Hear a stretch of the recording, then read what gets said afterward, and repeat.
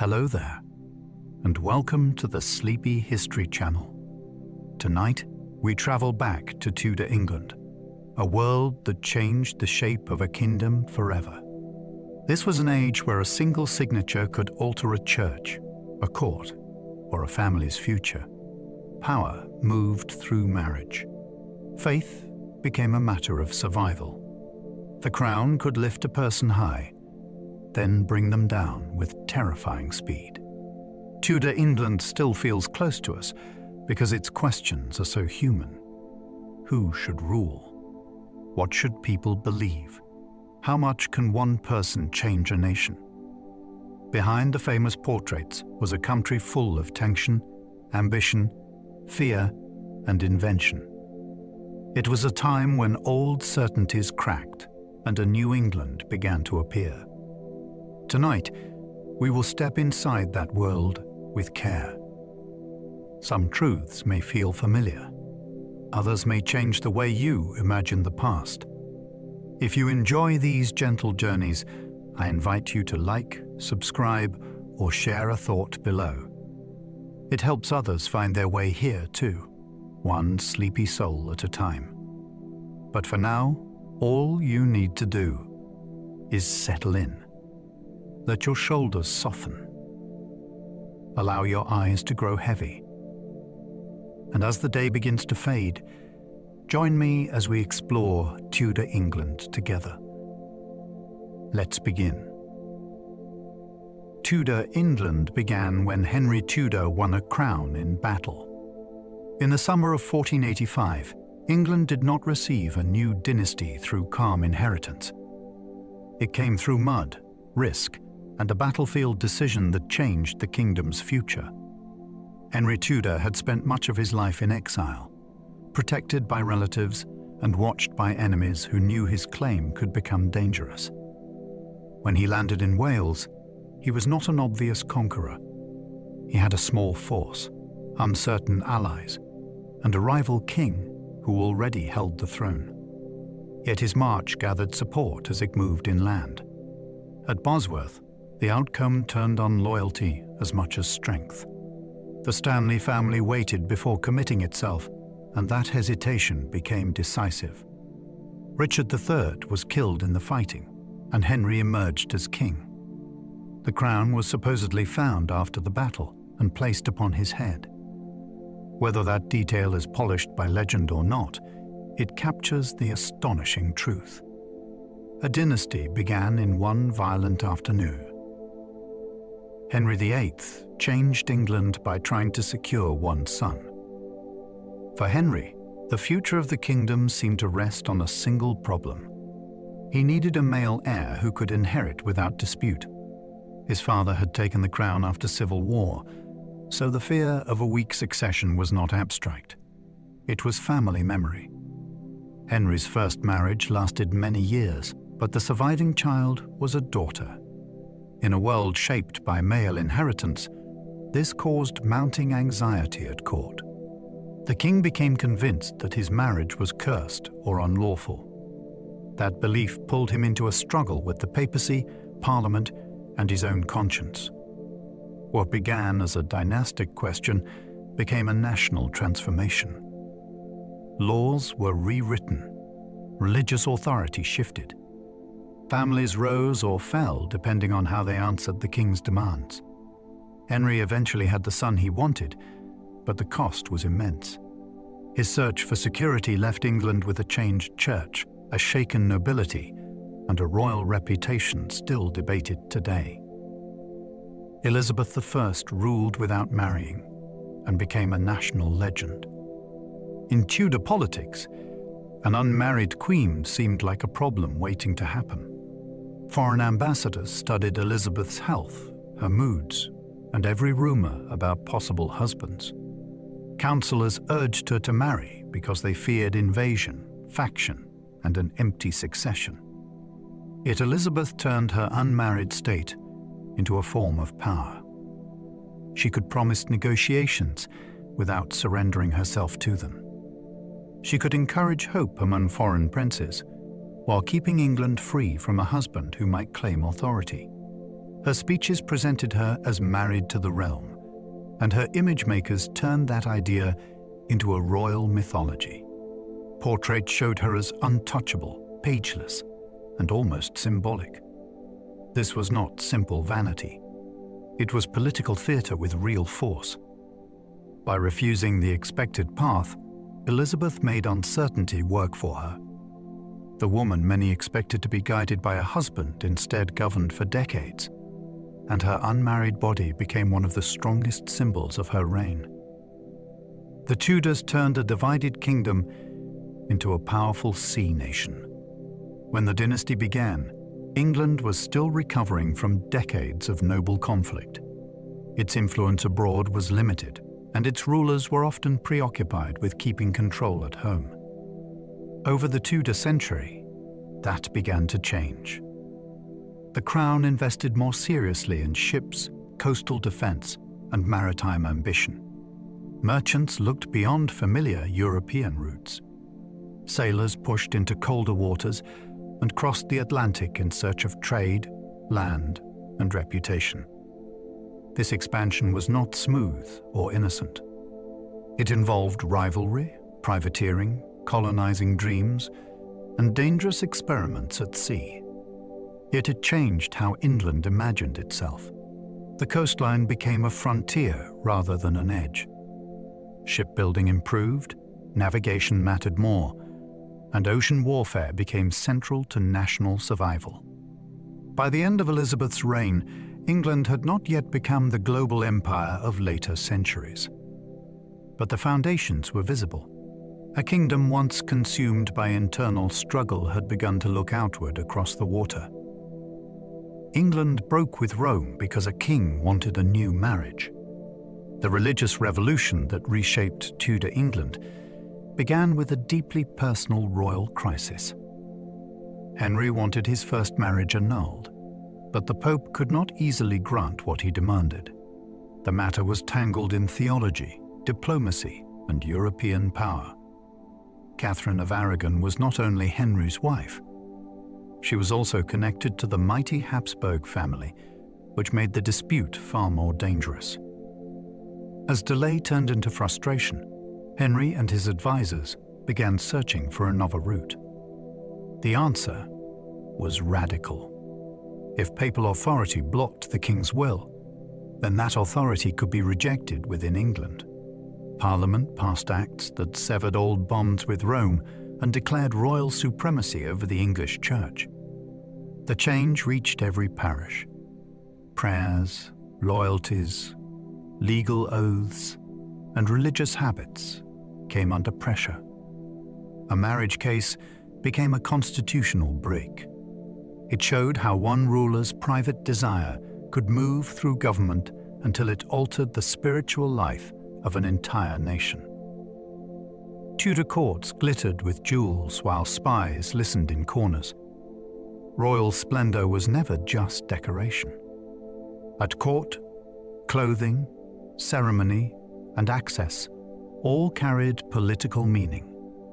A person's place in the room could signal favor. A glance from the monarch could raise hopes or ruin them. Beneath the velvet and gold ran a constant current of suspicion. Courtiers watched each other for mistakes. Servants carried news through corridors. Ambassadors reported gossip to foreign masters. Under Elizabeth, intelligence became especially important because threats could come from abroad or from hidden loyalties at home. Letters were intercepted. Codes were broken. Secret messages were copied before reaching their intended readers. Even friendship could feel dangerous when religious allegiance and political ambition were involved. The court was a stage where everyone performed loyalty, but it was also a listening machine. To survive there, elegance was not enough. A courtier needed timing, caution, memory, and restraint. The most dazzling rooms in England could also be the most dangerous places to speak. Shakespeare wrote under Tudor rule and transformed English forever. The theatre of late Tudor London was a remarkable accident of timing. The city was growing quickly, Audiences were hungry for entertainment, and purpose-built playhouses gave writers a new kind of public arena. Into this world came Shakespeare, whose work absorbed the energy of the age and gave it a language that still feels alive. He wrote for crowds that included laborers, apprentices, merchants, nobles, and sometimes the court itself. His plays moved between kingship, jealousy, ambition, mischief, grief, and wonder with astonishing confidence. He did not invent English drama alone, and he worked among other brilliant writers. Yet his range was extraordinary. Words and phrases linked to his plays entered common speech. His characters seemed to think aloud with unusual depth, which made audiences feel close to inner life on stage. Tudor England gave him the conditions to flourish. In return, he helped make the English language sound larger, sharper, and more human. Mary I became England's first crowned queen regnant. Before Mary, England had known powerful royal women, but her accession created a new kind of precedent. She did not rule as a consort beside a king. She claimed the crown in her own right. That mattered enormously because many people doubted whether a woman could govern a realm without disorder. When her half-brother died, powerful men tried to divert the succession away from her. Mary answered with speed and courage. She gathered support in East Anglia, wrote commands in the language of rightful monarchy, and forced her opponents to retreat. Her triumph was not simply personal. It showed that bloodline and legality could overcome a political coup. Once crowned, she faced impossible expectations. She had to appear both womanly and sovereign in a culture that often treated those roles as incompatible. Her reign remains controversial, but her accession changed English monarchy forever. After Mary, the idea of a queen ruling alone could no longer be dismissed as impossible. The Spanish Armada failed against England in Elizabeth's dramatic reign. The Great Invasion attempt of 1588 grew from years of tension.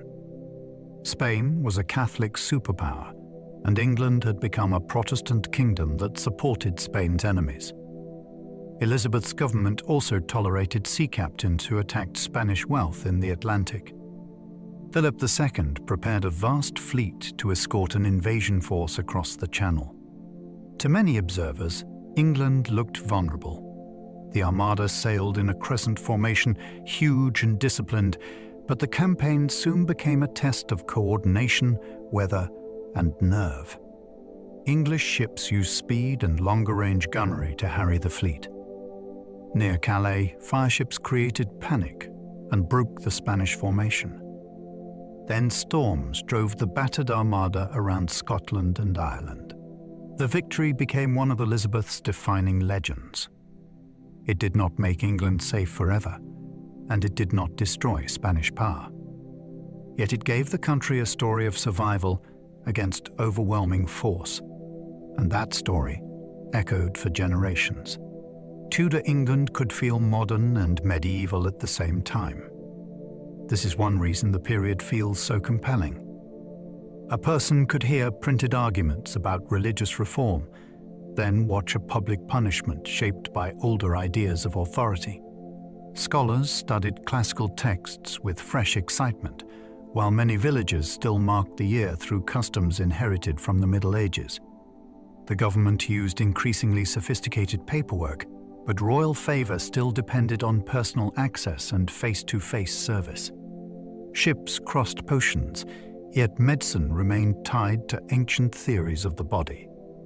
Houses gained more glass, more chimneys, and more private rooms, while social rank remained fiercely visible in clothing and manners. Tudor people did not experience their world as a neat bridge between eras. They lived inside overlapping systems. The new did not simply replace the old. It pressed against it, borrowed from it, and sometimes fought it.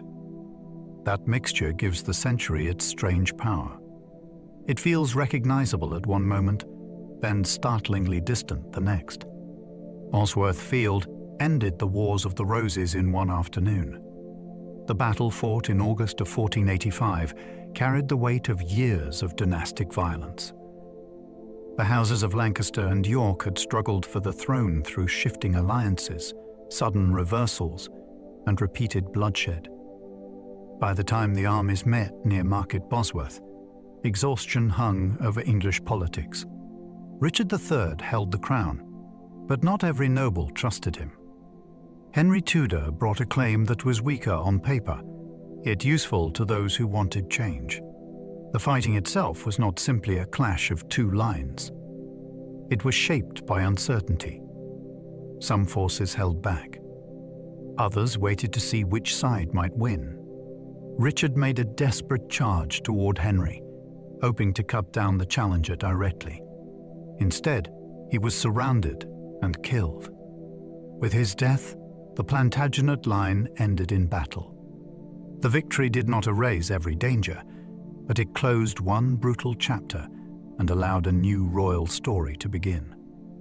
Henry Tudor claimed the throne through a fragile family line. His right to rule was never simple. On his mother's side, Henry descended from the Beaufort family, which had royal blood but also a complicated history. The Beauforts came from John of Gaunt and Catherine Swynford. Their children were later legitimized, yet a barrier was placed against their claim to the crown. That made Henry's position vulnerable to criticism. His father's Welsh ancestry added another layer of identity rather than a direct royal title. In ordinary times, such a claim might have seemed too thin, but late medieval England was not living through ordinary times. Rival heirs had died, disappeared, or been discredited. Powerful families were tired of instability. Henry strengthened his position by victory, marriage, ceremony, and law. He dated his reign from the day before Bosworth, which turned his enemies into traitors after the fact. His bloodline may have been fragile, but his political instincts were not. He turned a doubtful claim into a dynasty. The Tudor rose joined two rival symbols into one royal badge. The emblem was a masterpiece of political messaging. It blended the red rose associated with Lancaster and the white rose associated with York, presenting the new dynasty as the answer to old division. In reality, the symbolism was cleaner than the history. The Wars of the Roses were not fought under such simple team colors at every stage. Still, the badge worked because it gave people an image they could understand immediately. Henry VII used it to suggest unity, peace, and rightful settlement. It appeared in buildings, manuscripts, pageantry, and royal display. When paired with his marriage to Elizabeth of York, it told a powerful story. The king was not merely a conqueror. He was the healer of a wounded realm. Symbols mattered in an age when many subjects would never meet the monarch. A badge could travel where the king could not. The Tudor rose made a political argument in the language of beauty. Henry VII made nobles pay heavily for disobedience. After taking the throne, Henry understood that noble power could be deadly. Great families had helped tear England apart during the previous century, and he had no wish to become their victim. Rather than relying only on executions, he used money, law, and obligation with cold precision.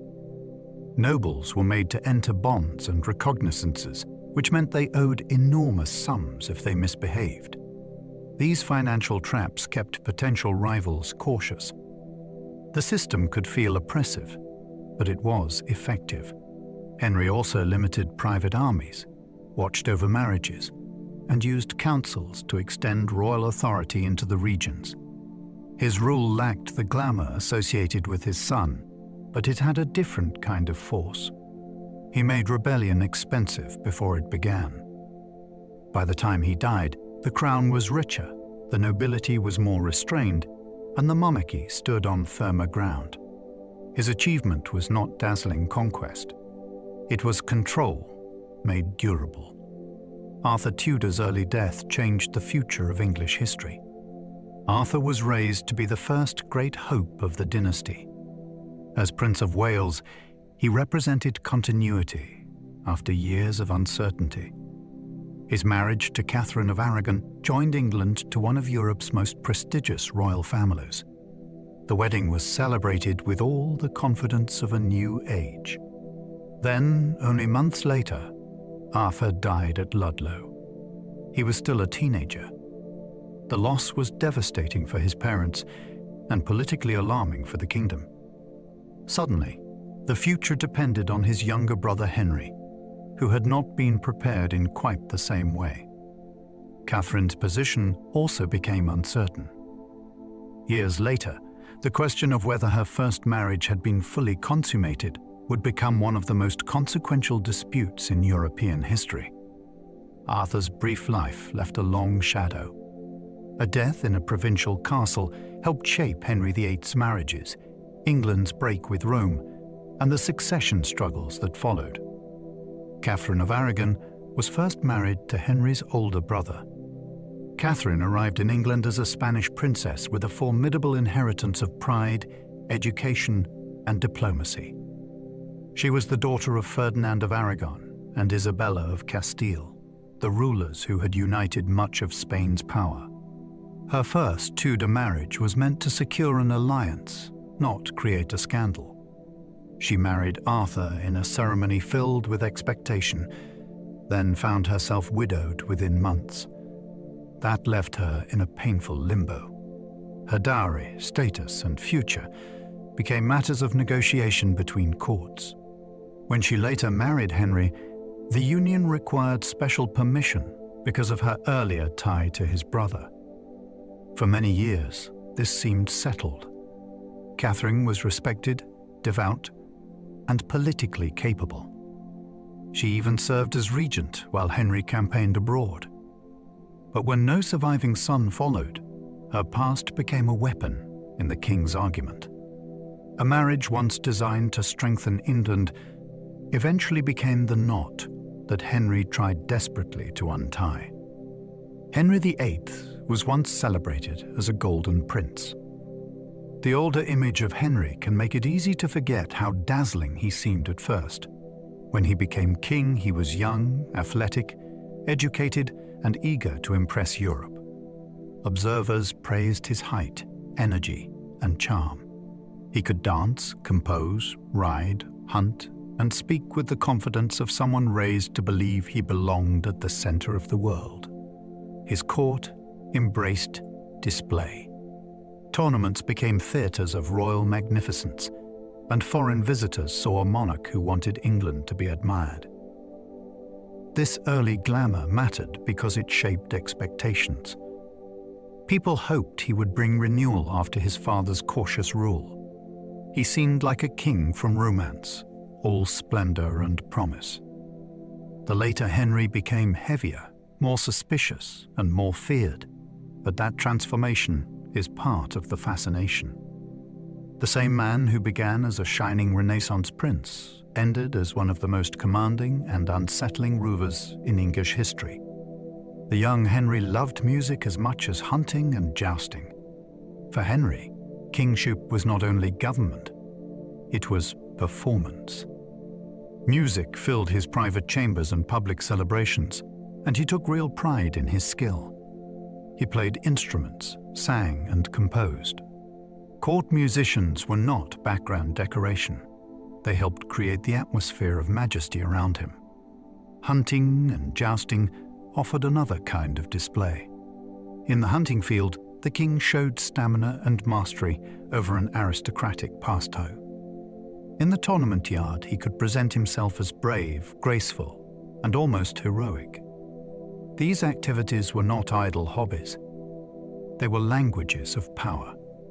A ruler who excelled at them seemed physically blessed and culturally refined.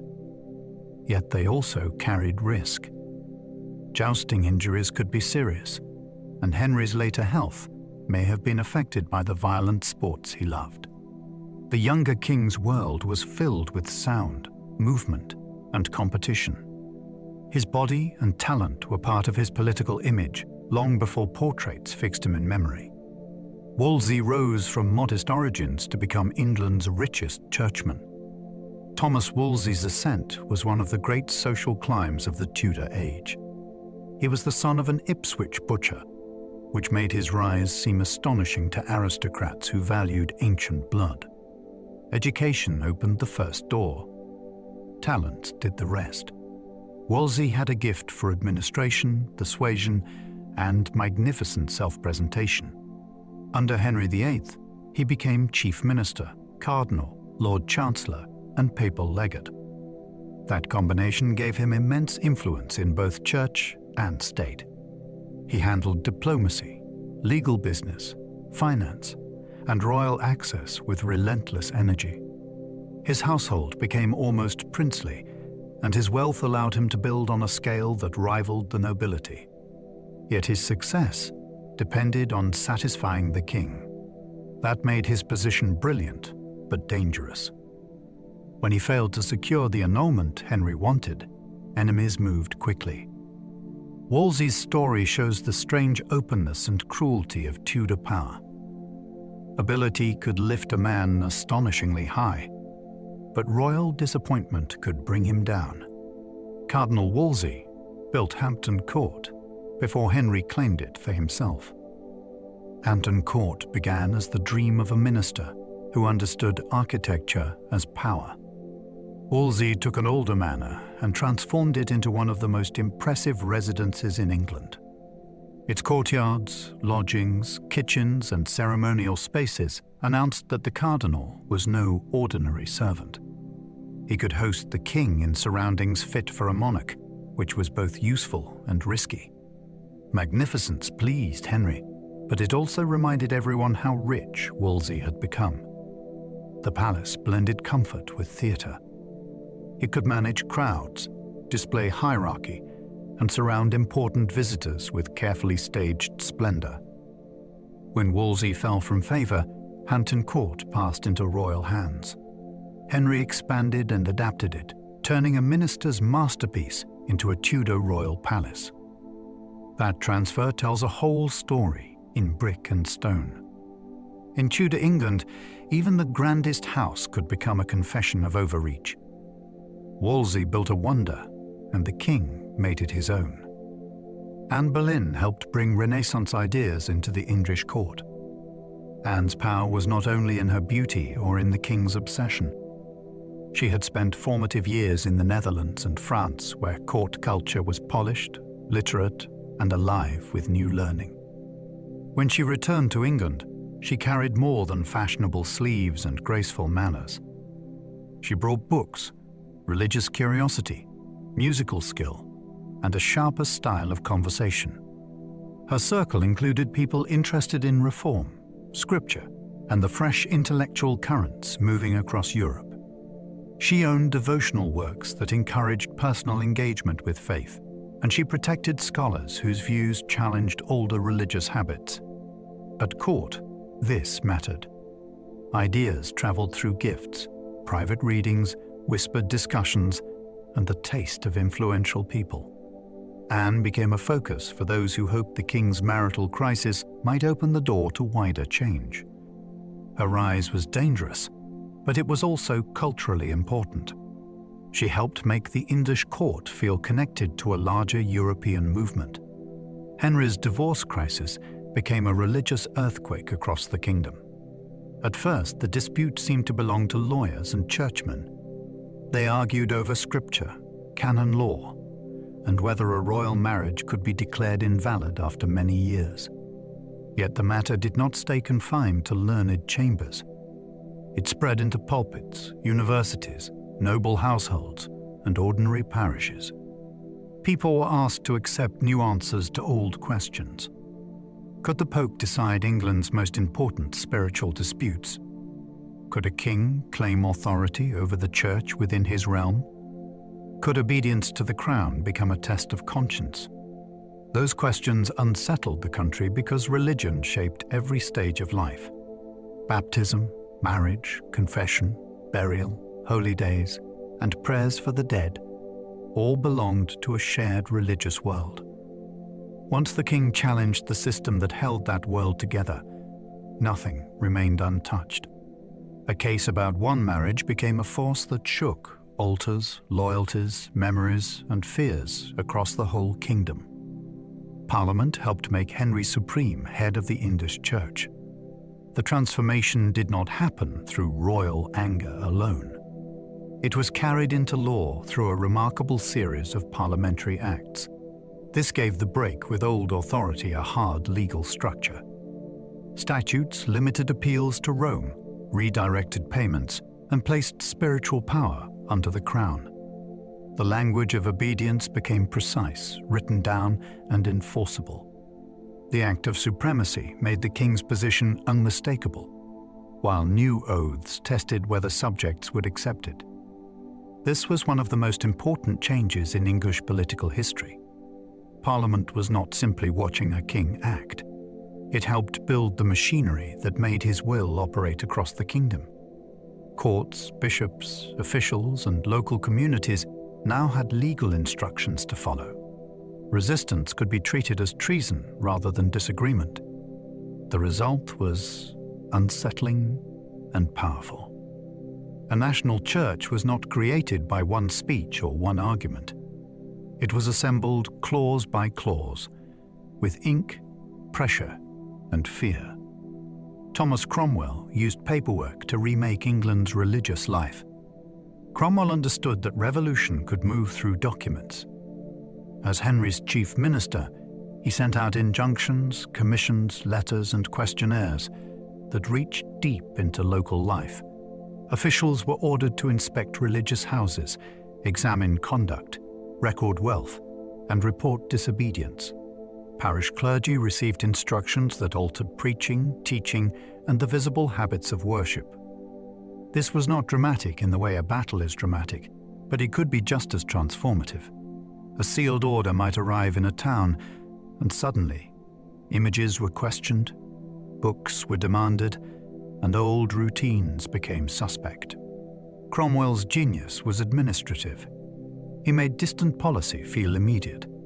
He knew that power becomes real when someone writes it down, sends it out, and makes another person answer for it.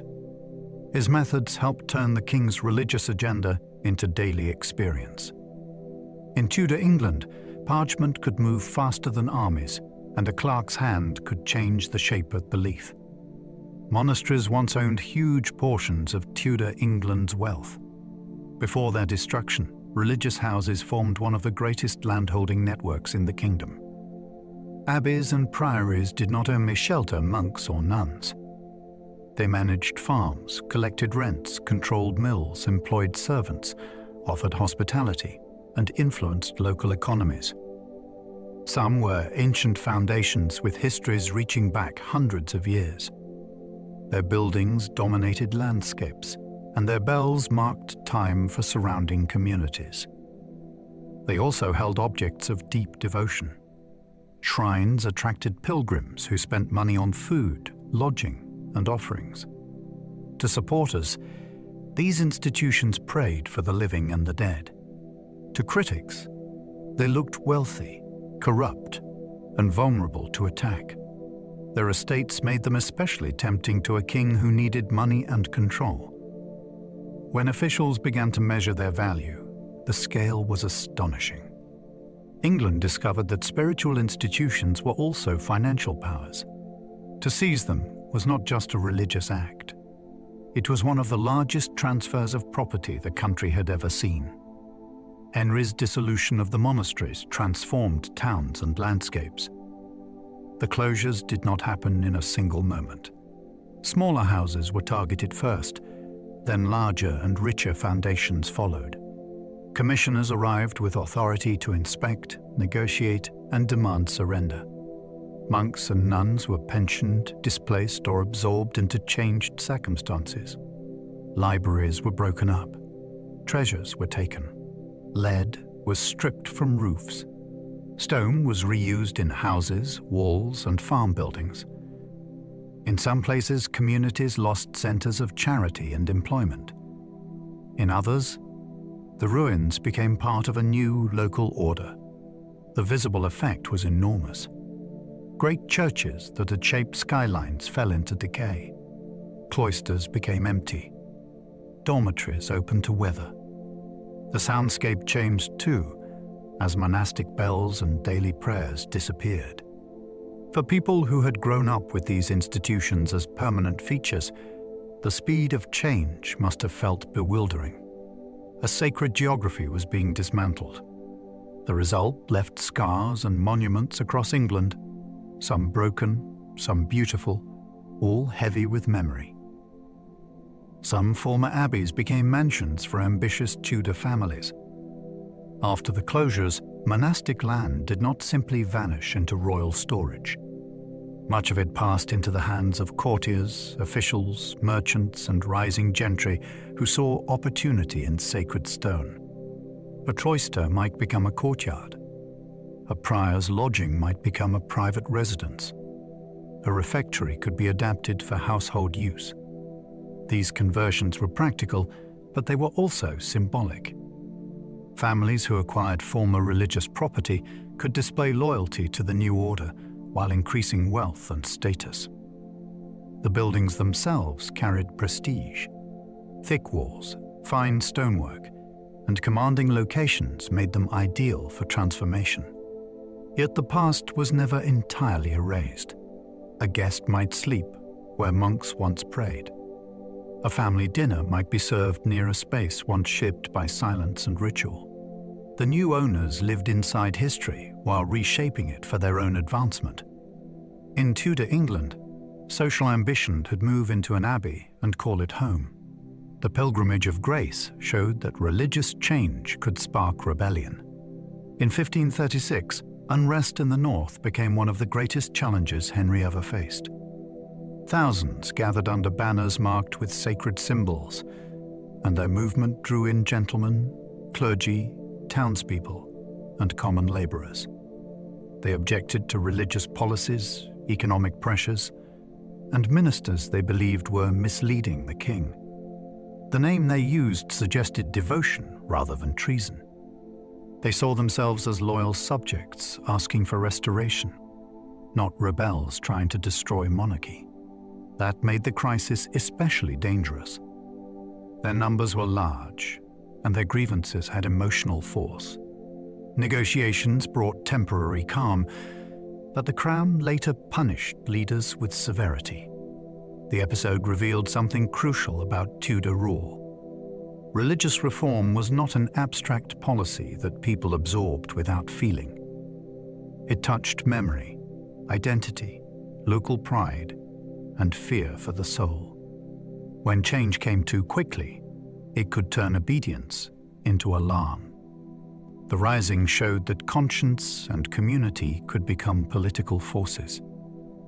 Jane Seymour gave Henry his long-awaited male heir. Jane's time as queen was short, but its dynastic importance was immense.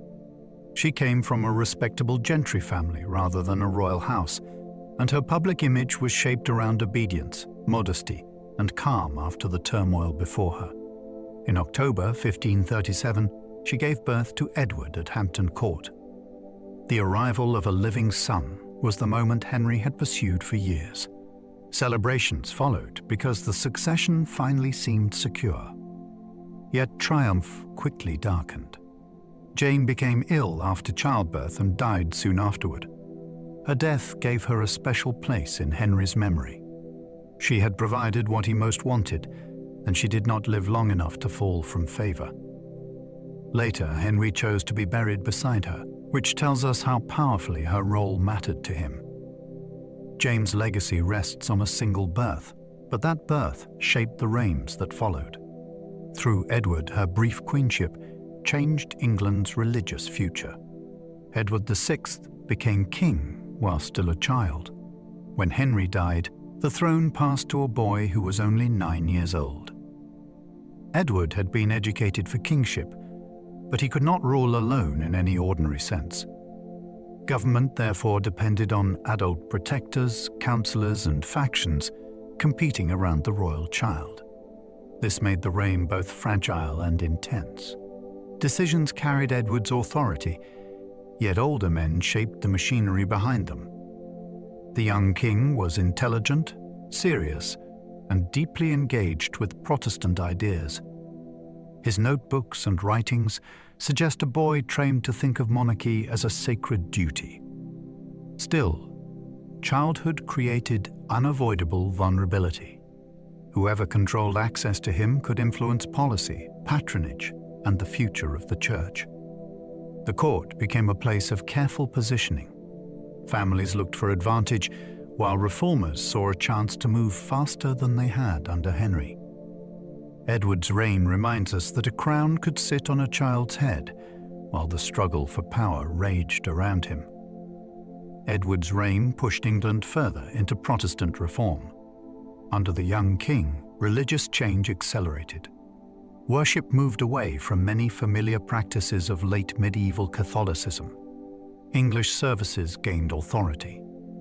Images were removed more aggressively. Chantries were dissolved, which weakened institutions devoted to prayers for the dead. Reformers wanted a church centered on scripture, preaching, and a clearer rejection of what they saw as superstition. The Book of Common Prayer became one of the most important tools of this shift. It put new words into parish worship and made religious change audible. For ordinary people, this was not merely a matter of doctrine. It altered the sounds, sights, and rhythms of devotion. Some welcomed the changes with conviction. Others experienced them as loss. Because Edward was young and his advisors were determined, the pace could feel startling. The reign lasted only a few years, yet its reforms left a deep mark. It pushed England toward a Protestant identity that later rulers would struggle either to preserve or reverse. Lady Jane Grey was queen for only 9 days. Jane's brief rule remains one of the most haunting episodes of the Tudor succession. She was highly educated, serious, and still very young when powerful adults placed her at the center of a dangerous plan. Edward's death created a crisis because his chosen settlement tried to prevent the crown from passing to his Catholic half-sister. Jane, who was Protestant and connected to the royal line, became the instrument of that plan. She was proclaimed queen, but the country did not rally around her. Mary moved decisively and gathered support with remarkable speed. The political calculation collapsed almost at once. Jane was taken to the Tower, where her status shifted from queen to prisoner. For a time, mercy remained possible. Later, rebellion made her survival too risky for Mary's government. Jane's story is tragic because she seems less like an architect of power than a person used by it. Her 9 days reveal the deadly pressure of Tudor legitimacy. Mary Tudor won the throne with surprising popular support. When the succession crisis erupted, Mary did not hide or surrender. She rode into East Anglia and began issuing commands as the rightful heir. The response was extraordinary. Supporters came to her side from towns, noble households, and local communities. Many were motivated by loyalty to lawful inheritance. Some favored her religion. Others distrusted the men who had tried to replace her. The speed of her success shocked her opponents. It showed that the political nation could reject a scheme made at the center if it seemed illegitimate. Mary's gender did not prevent people from recognizing her claim. In fact, her courage helped create momentum. She presented herself not as a helpless princess, but as a sovereign in waiting. By the time she entered London, the attempted coup had failed. The episode gave her reign a dramatic beginning. Before policy divided opinion, her accession stood as a stunning demonstration that Tudor monarchy still depended on consent, memory, and law. Mary I restored Catholic worship across England. Once in power, Mary sought to return the kingdom to the religious life she believed was true and lawful. This meant more than changing official statements. Parish worship had to be remade again. Altars were restored. Latin services returned. Clergy who had married faced consequences. old rituals came back into public view. The government also reconciled the realm with papal authority, undoing the formal separation created under Henry. For Mary, this was an act of healing. For committed Protestants, it was a reversal that threatened conscience and safety. For many ordinary people, it may have felt like another swing in a bewildering series of changes. Religious objects that had been removed or hidden could reappear. Local communities had to find money, materials, and agreement to restore what had been dismantled. Mary's reign was short, which limited the depth of the restoration. Still, her effort was serious and organized. She tried to bring England back into the Catholic fold before time ran out. Mary married Philip of Spain and frightened many English nobles. The match was politically grand, but it made many people uneasy. Philip was the son of the powerful Habsburg emperor and heir to vast European possessions. To Mary, he offered Catholic strength, international prestige, and the possibility of children who would secure her restoration.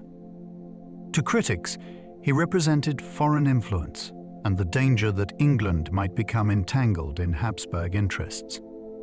Parliament and councillors worried about authority. Would Philip behave like a king of England or like a foreign prince with his own priorities? Marriage treaties tried to limit his power, but suspicion remained. The fear was not only religious, it was national and political. Some English subjects imagined Spanish advisors, foreign troops, and decisions made for continental purposes. Wyatt's rebellion drew strength from anxiety about the marriage, even though its motives were mixed. Mary gained a husband of high status, but the cost was heavy distrust. Her personal hope became a public alarm. Elizabeth survived imprisonment before she ever wore the crown. Before she became a symbol of strength, Elizabeth knew what it meant to be vulnerable. During Mary's reign, rebellion and suspicion placed her in danger. Because she was Protestant by upbringing and next in line after Mary, she could become a focus for discontent even when she acted cautiously. After Wyatt's rebellion, she was taken to the Tower.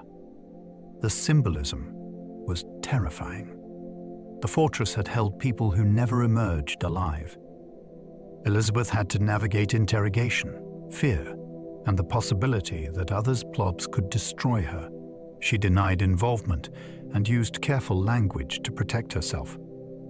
Later, she was moved from the Tower, but she remained watched and restricted. These experiences mattered. They taught her the value of patience, ambiguity, and emotional control. When she eventually became queen, she had already seen how quickly politics could turn lethal. Her later caution was not weakness. It had been learned in confinement, under the shadow of the axe. Elizabeth's coronation procession turned London into a theatre of loyalty. Before the sacred ceremony itself, the new queen moved through the capital in a carefully staged public journey. Pageants greeted her along the route. Citizens offered speeches, symbols, and gifts that presented hopes for the reign ahead. Elizabeth responded with skill, showing warmth, attention, and command. This mattered because coronations were not only religious rituals, they were acts of communication between ruler and people. London had seen upheaval under previous reigns, and Elizabeth needed to establish trust. The procession allowed her to appear accessible while still magnificent. Every stop carried meaning.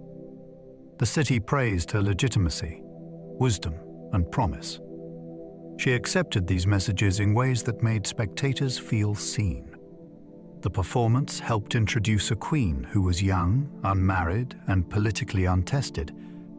It also showed her instinct for public image. Elizabeth understood that monarchy lived in the imagination as much as in law. On that winter route, she began teaching England how to look at her. Elizabeth used portraits to project power beyond her presence. Most subjects would never stand before the Queen, so images had to do political work. Portraits carried Elizabeth's authority into noble houses, civic spaces, and foreign courts. They did not simply record how she looked. They shaped how she should be understood. Artists and patrons used jewels, fabrics, gestures, and symbolic objects to present a ruler who was controlled, magnificent, and chosen for command. As she aged, her portraits often moved further from ordinary likeness. The face became smoother, the body more emblematic, the meaning more carefully arranged. This was not accidental vanity. It was a strategy for monarchy in a world of rumor and anxiety. A portrait could deny weakness, suggest continuity, and remind viewers that the Queen's authority was larger than private flesh. Elizabeth's image became one of the most disciplined political creations of the age. Through paint and symbolism, she could be present in places her body never went. The Virgin Queen image became one of England's greatest political performances. Elizabeth's unmarried state might have been seen as failure, but her government turned it into a language of devotion and control. The idea that she belonged wholly to her kingdom gave political meaning to what could otherwise look like personal refusal. Poets, courtiers, and image makers connected her with chastity, sacrifice, and national destiny. This did not remove pressure to marry, but it changed the emotional frame around it. She could be praised as a ruler who gave herself to England rather than to a husband. The performance grew stronger with time. It offered a way to admire a female monarch without imagining her as dependent on male authority. It also helped manage the awkward reality that no heir came from her body. The image was powerful because it joined vulnerability and majesty. Elizabeth had no child to secure the future, yet the myth suggested that her true offspring was the realm itself. William Cecil guided Elizabeth with patience and remarkable administrative skill. Cecil was not the sort of advisor who dazzled through reckless display. His strength lay in endurance, preparation, and a deep understanding of government. He had served through earlier Tudor turbulence, which gave him a rare instinct for survival. Under Elizabeth, he became one of the central minds of the regime. He read constantly, drafted carefully, and preferred solutions that protected the Queen's position over dramatic gestures. His caution could frustrate others, but it often matched Elizabeth's own reluctance to be hurried. He helped manage finance, foreign policy, religious settlement, and the endless problem of succession. Their relationship was not always easy. Elizabeth could scold him sharply, and he sometimes pressed advice she resisted. Yet the partnership lasted because both understood the stakes. Cecil gave the reign a backbone of administrative seriousness. Behind the Queen's public brilliance stood a minister who knew that stable rule depended on papers, committees, memory, and patience as much as speeches. Francis Walsingham built a spy network that protected Elizabeth's throne. Walsingham approached security with unusual intensity. He believed threats to the Queen could hide in private letters, foreign embassies, merchant routes, and exile communities. To uncover them, he cultivated informants at home and abroad. Secretaries copied correspondence. Codebreakers searched for meaning inside ciphers. Agents infiltrated circles where plots might form. This work was not glamorous. It depended on patience, suspicion, bribery, and the careful handling of dangerous people. Walsingham's Protestant convictions sharpened his sense of urgency because he saw Catholic powers as a mortal threat to Elizabeth and to the English settlement. His methods could be ruthless, but they were effective in exposing conspiracies. The most famous cases revealed how fragile royal safety could be in an age of religious conflict. Walsingham helped create a new style of political intelligence. He showed that a monarch could be guarded not only by soldiers at the gate, but by invisible readers opening letters in secret rooms. Mary, Queen of Scots, spent years as Elizabeth's dangerous prisoner. Mary arrived in England seeking help after being forced from power in Scotland. Instead of receiving simple refuge, she became a royal captive whose existence created a permanent crisis. She had a strong hereditary claim to the English throne in the eyes of many Catholics.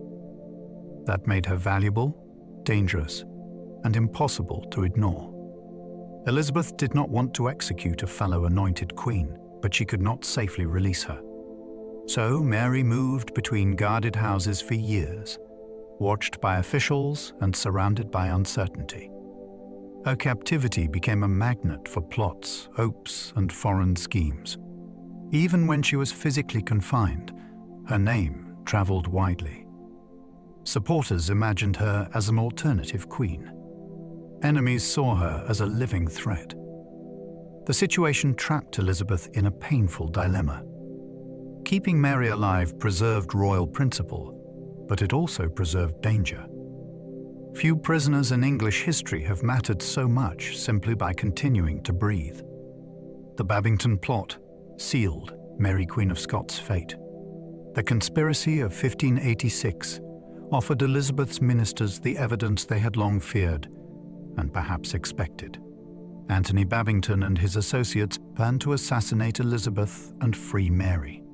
Walsingham's agents penetrated the plot, and coded letters became the crucial trap.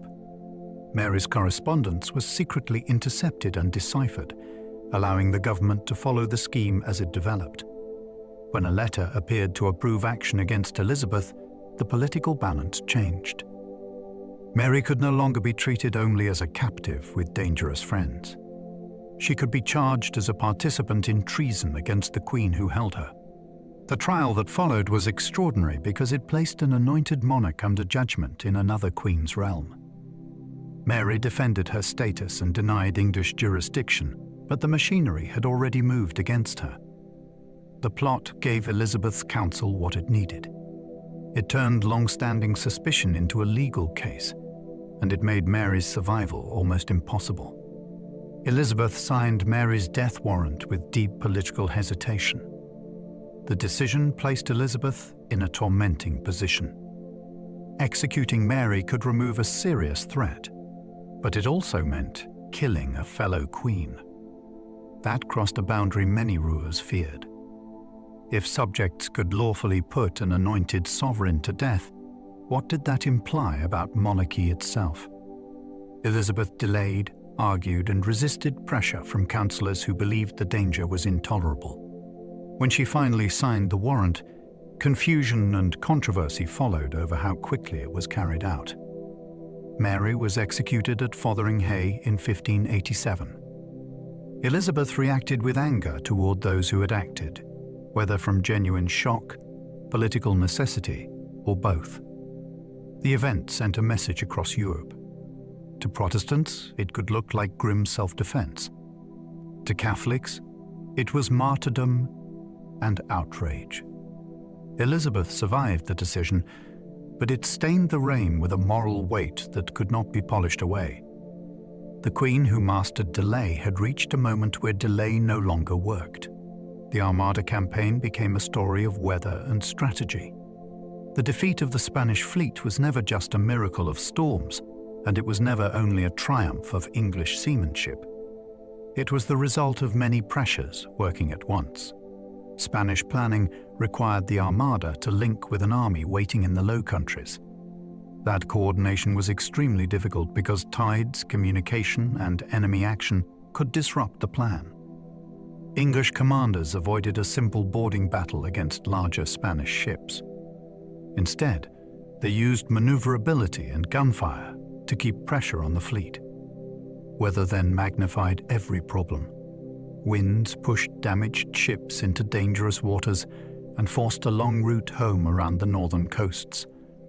Many Spanish losses came after the main fighting, when exhausted crews faced storms, hunger, and wrecks. The campaign became legendary because it seemed to show Providence favoring England.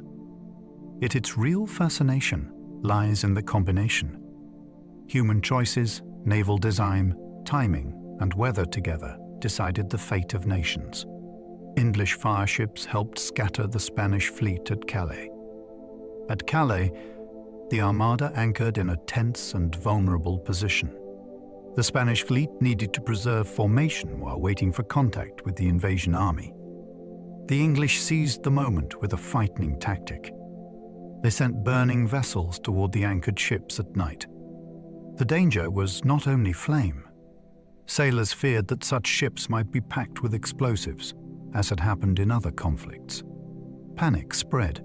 Spanish captains cut anchor cables to escape quickly, and the careful crescent formation broke apart. Once scattered, the fleet became harder to control and more exposed to attack.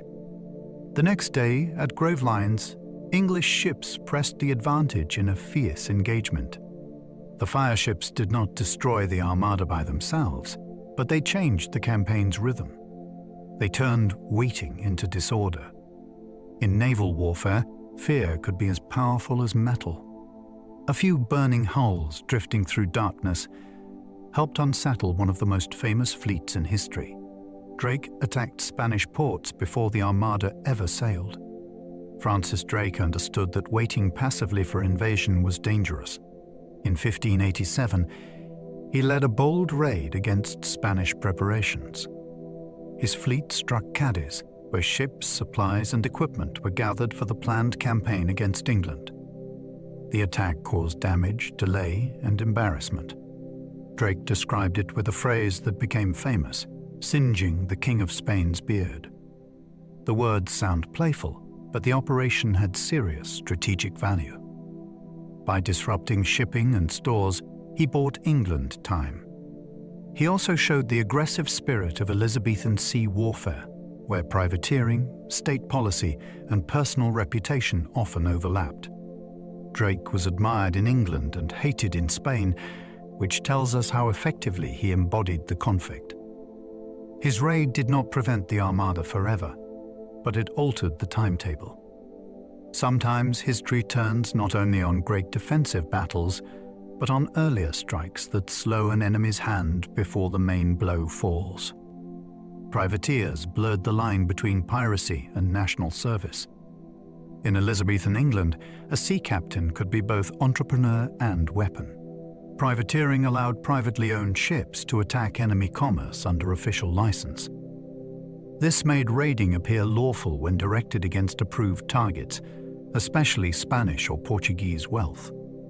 Investors supplied money. Captains sought prizes. The crown could benefit without paying the full cost of a navy. Yet the moral and legal boundaries were slippery. To English supporters, these men were brave defenders and daring explorers. To their victims, they were pirates with paperwork. Cargoes of silver, sugar, spices, and other goods could make fortunes. Failed voyages could ruin backers and crews. Privateering also trained sailors, tested ships, and intensified England's maritime rivalry with Spain. It created a culture where risk at sea promised social advancement. A man might leave port as an ambitious captain and return as a national hero, or he might vanish beyond the horizon. Tudor ocean power grew from that dangerous uncertainty. Walter Raleigh helped popularize tobacco at the Elizabethan court. Raleigh did not discover tobacco, and indigenous peoples in the Americas had used it long before Europeans encountered it. His importance lies in fashion, promotion, and courtly influence. In Elizabethan England, new products from across the Atlantic could seem exotic and impressive. Tobacco entered elite circles as a curiosity before becoming a habit. Smoking was strange enough to attract stories, jokes, and moral warnings. Raleigh's association with it helped give the practice glamour among people eager to imitate courtly trends. The pipe became an object of display as well as consumption. Some believed tobacco had medicinal value, while others disliked its smell and social effects. Its spread reveals how quickly global contact could alter daily life in England. A plant rooted in American cultures became part of European commerce and identity, though that exchange was bound to colonization and exploitation.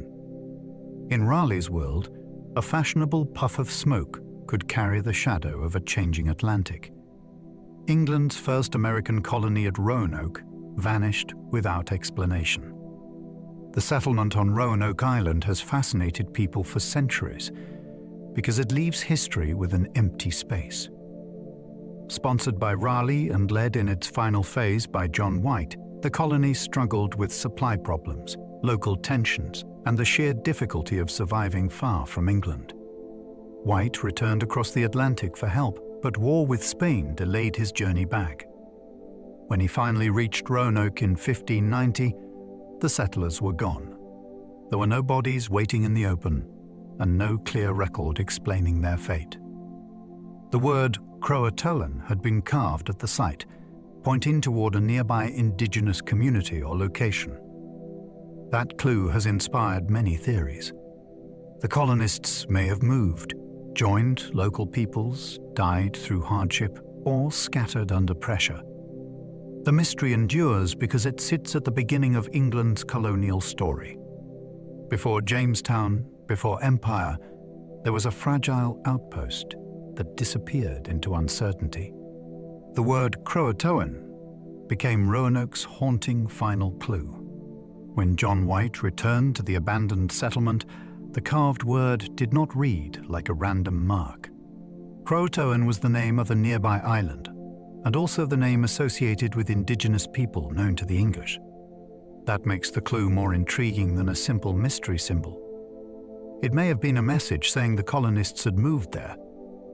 White had arranged that if the settlers left under threat, they should carve a cross as a warning. He found no such sign. That detail suggests they may not have departed in panic. Yet the weather and damaged equipment prevented him from searching properly, and the trail slipped away. The word has carried enormous weight ever since because it offers direction without closure. It points somewhere, but does not finish the story. In one carved name, we can feel the fragility of early English colonizing dreams, the limits of survival, and the silence that history sometimes leaves behind. Tudor sailors searched for new routes to distant markets. The lure was not adventure alone. European trade was shaped by powerful rivals, high costs, and difficult access to prized goods from Asia. English merchants wanted ways around established routes controlled by others. That ambition sent ships into dangerous waters with incomplete maps and uncertain supplies. Some voyages pushed north, seeking a passage above Russia or through icy seas. Others moved westward across the Atlantic, where hope and guesswork could be hard to separate. A successful route promised wealth in spices, silk, metals, and prestige. Failure could mean shipwreck, starvation, or disappearance in waters no English crew knew well. These expeditions demanded investors who could tolerate risk and sailors who could endure fear. They also stretched the imagination of the kingdom. England began to think of itself as a participant in a wider world of commerce and competition. Each voyage was a wager that somewhere beyond the horizon, geography itself might open a door. John Dee advised Elizabeth and imagined a British Empire. Dee was one of the strangest and most brilliant minds of Elizabeth's England. He was a mathematician, astronomer, astrologer, collector, and advisor whose library became famous among scholars. To him, navigation and empire were connected by knowledge. Better calculations could guide ships. Better maps could support claims. Better planning could turn distant voyages into national strategy. Dee used the phrase British Empire in a way that looked far beyond England's immediate power. His vision drew on history, legend, and maritime ambition. He believed Elizabeth could inherit a grand oceanic destiny if learning served policy. Yet Dee was not only a practical advisor. He also pursued hidden wisdom, angelic communication, and mysteries that now seem far removed from statecraft. That mixture makes him deeply Tudor. The same man who encouraged navigational science could also search for messages from beyond the visible world. In Dee's study, empire was not merely politics. It was mathematics touched by prophecy. Tudor maps mixed careful observation with creatures from legend. A map in this period was never only a tool for finding your way. It was a statement about what the world might be. Some cartographers used improved measurements, sailors' reports, and practical coastal knowledge. At the same time, empty spaces invited imagination. Seas could hold monsters. Remote lands could contain strange peoples, impossible animals, or warnings drawn from older traditions. This does not mean mapmakers were foolish. They worked in a world where information arrived unevenly, through travel accounts, copied manuscripts, rumors, and commercial secrecy. If a whale was poorly understood, it might be drawn like a beast from myth. If a coastline was uncertain, decoration could fill the gap. These maps show a mind standing between discovery and wonder. They are beautiful because they reveal uncertainty rather than hiding it. To Tudor viewers, the world was expanding quickly, but it had not yet become fully measured. Geography still had room for fear, marvel, and speculation. London grew rapidly during the Tudor century. The capital became one of the great engines of Tudor change. People arrived looking for work, service, trade, law, entertainment, and opportunity. Its population expanded so quickly that authorities worried about crowding, disease, disorder, and food supply. Streets were busy with apprentices, water carriers, merchants, officials, servants, and strangers from abroad. Growth made the city wealthier, but also more tense. Houses pressed against one another. Waste was a constant problem. Markets pulled in goods from the countryside and from overseas routes. The court's presence nearby added glamour and demand, while the law courts and printing trade helped turn London into a center of information. For a young person from a village, the city must have felt overwhelming. It was loud, dirty, dangerous, and full of possibility. Tudor London was not yet the vast metropolis of later centuries, but it was already becoming something magnetic. It drew people in and changed them. The River Thames was Tudor London's busiest highway. The river was not a scenic backdrop. It was the city's main artery.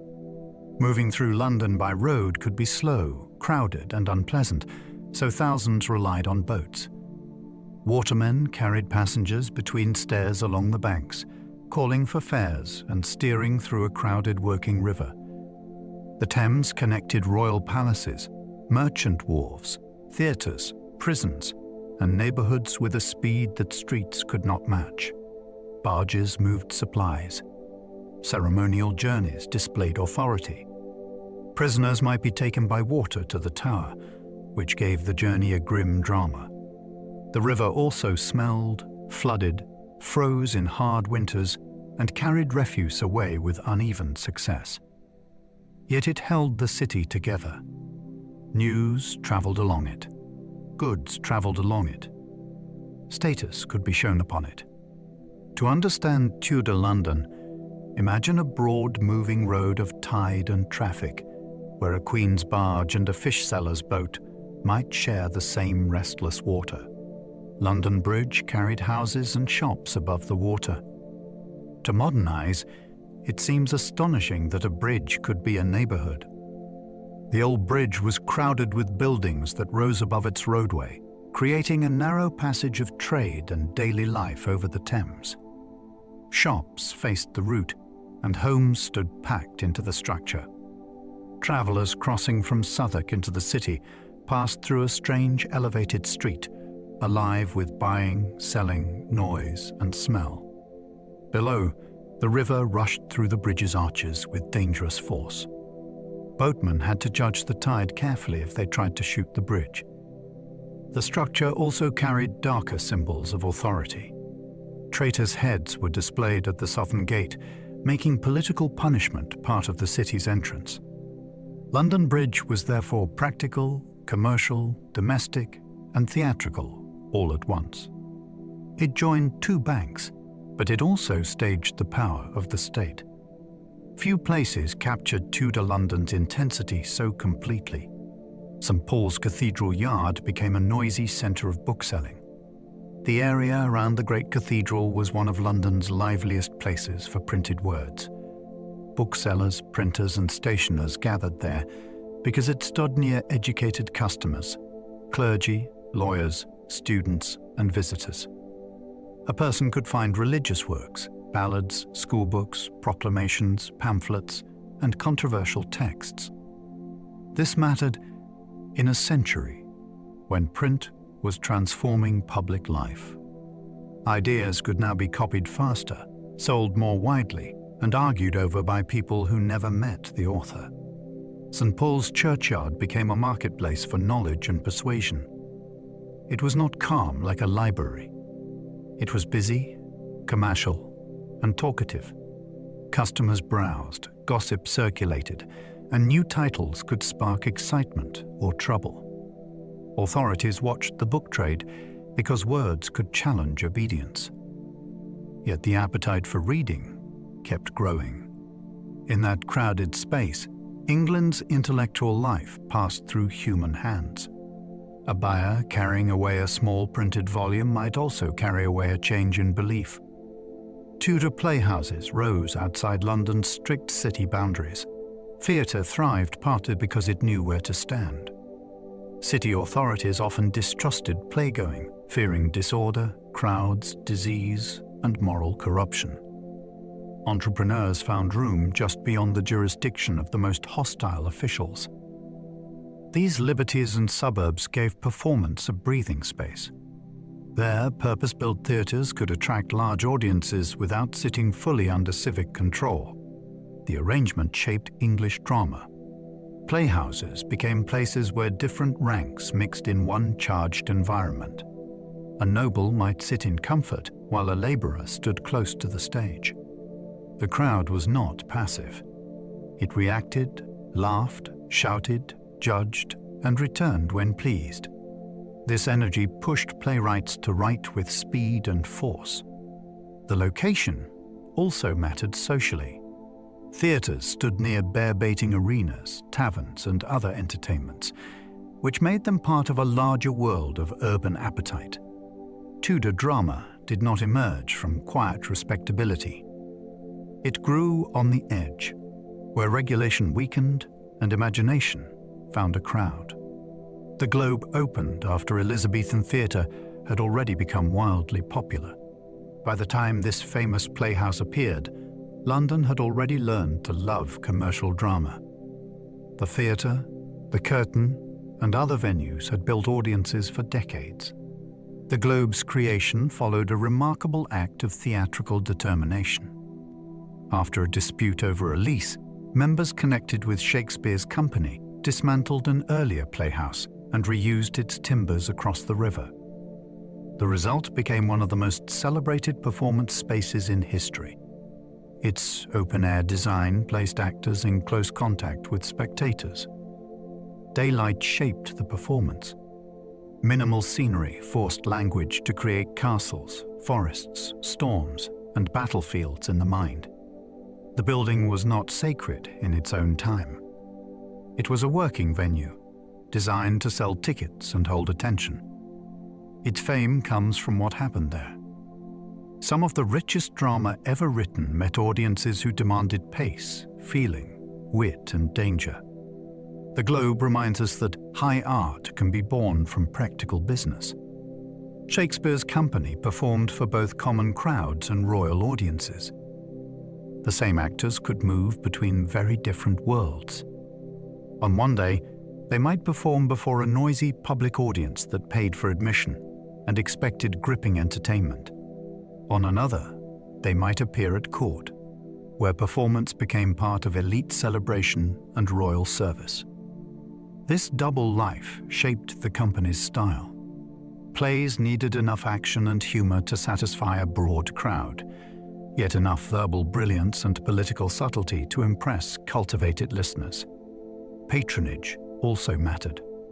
Acting companies needed noble protection to survive legally and socially.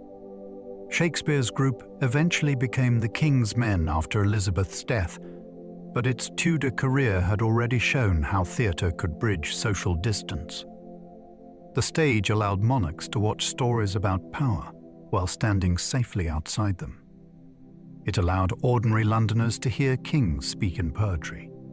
In a deeply ranked society, the playhouse created a rare shared experience. Different people heard the same words, though not always in the same way.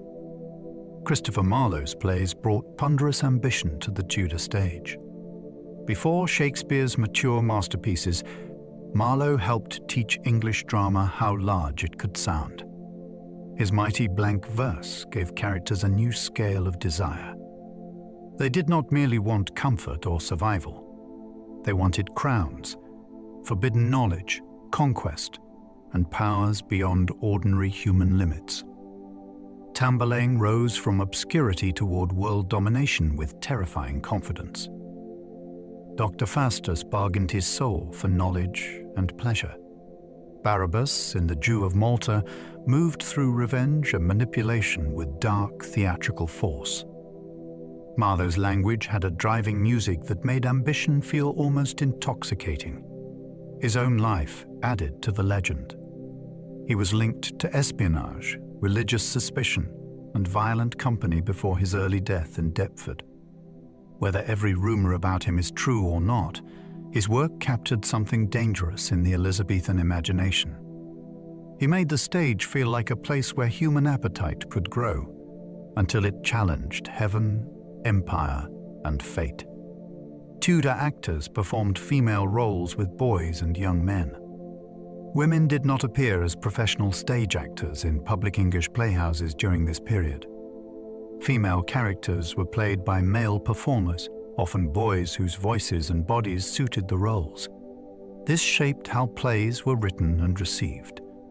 A young actor playing a queen, a lover, or a witty heroine had to persuade the audience through speech, gesture, costume, and emotional control. Some roles demanded astonishing skill. Think of scenes where a female character disguises herself as a boy. The theatrical layers become dizzying. A boy actor plays a woman who is pretending to be a young man, while the audience enjoys the illusion and the joke at once. This convention did not make female characters unimportant. In many plays, they are clever, eloquent, and central to the action. The absence of women from the profession reveals the limits of Tudor society, but the roles themselves could still carry remarkable force, intelligence, and emotional range. Sumptuary laws tried to control what different ranks could wear. Clothing in Tudor England was not only personal taste. It announced wealth, occupation, and social position. Authorities feared that expensive dress could blur hierarchy. Laws attempted to decide who might wear certain fabrics, colors, furs, or ornaments. The goal was to preserve visible order. If a merchant dressed like a noble, the social message became troubling. These rules also reflected anxiety about luxury spending. Fine imported materials could drain money abroad, while extravagant display might encourage debt and pride. Enforcement was uneven, and fashionable people found ways to bend expectations. Still, the very existence of the laws shows how seriously appearance mattered. A sleeve, a lining, or a hat could suggest ambition beyond one's place. In a world without identity cards or instant records, clothing helped people read one another. Tudor dress was therefore a public language. The government tried to regulate that language because status was meant to be seen before it was questioned. Ruffs became grander as Tudor fashion grew more theatrical. The ruff began as a gathered edge at the neck, but it grew into one of the most striking fashion statements of the age. Starch made dramatic shapes possible. Fine linen could be set into careful folds that framed the face like a sculptural collar. The effect was bold, artificial, and unmistakably elite. A large ruff signaled that the wearer did not perform rough labor. It required maintenance, laundering, shaping, and expense. Specialists could set roughs with heated tools, turning fabric into architecture. Fashionable extremes attracted criticism because they seemed vain and impractical. Yet that was partly the point. Tudor style often used difficulty as display. The body became a stage for wealth and discipline. A grand ruff forced the head upward and made movement more controlled. It changed how a person occupied a room. Around the face, this circle of whitened fabric created distance, authority, and spectacle in a single garment. Tudor cosmetics could be beautiful and dangerously unhealthy. Elite beauty practices could carry hidden costs. Pale skin was admired because it suggested refinement and separation from outdoor labor. To create that look, some used preparations that contained white lead. The effect could be striking, but the substance was poisonous. It could damage skin and health over time. Red coloring might be added to cheeks or lips, and other mixtures promised smoothness, brightness, or youth. Cosmetics belonged to a world where appearance carried social power, especially at court. Faces were red for status, virtue, desirability, and control. Yet beauty advice often rested on limited medical understanding and risky ingredients. The desire to look flawless could worsen the very problems it tried to hide. This is one of the unsettling sides of Tudor glamour. A portrait might show a face of polished elegance, while the routine behind that image involved irritation, toxicity, and discomfort. The pursuit of splendor sometimes asked the body to pay quietly. Elizabeth's white makeup helped create an image of ageless majesty. As Elizabeth grew older, her public face became increasingly symbolic. The pale complexion associated with her image helped separate the queen from ordinary aging and ordinary flesh. It presented her as constant in a kingdom anxious about succession and time. The famous whiteness was connected to elite beauty ideals, but in Elizabeth's case it carried a political message.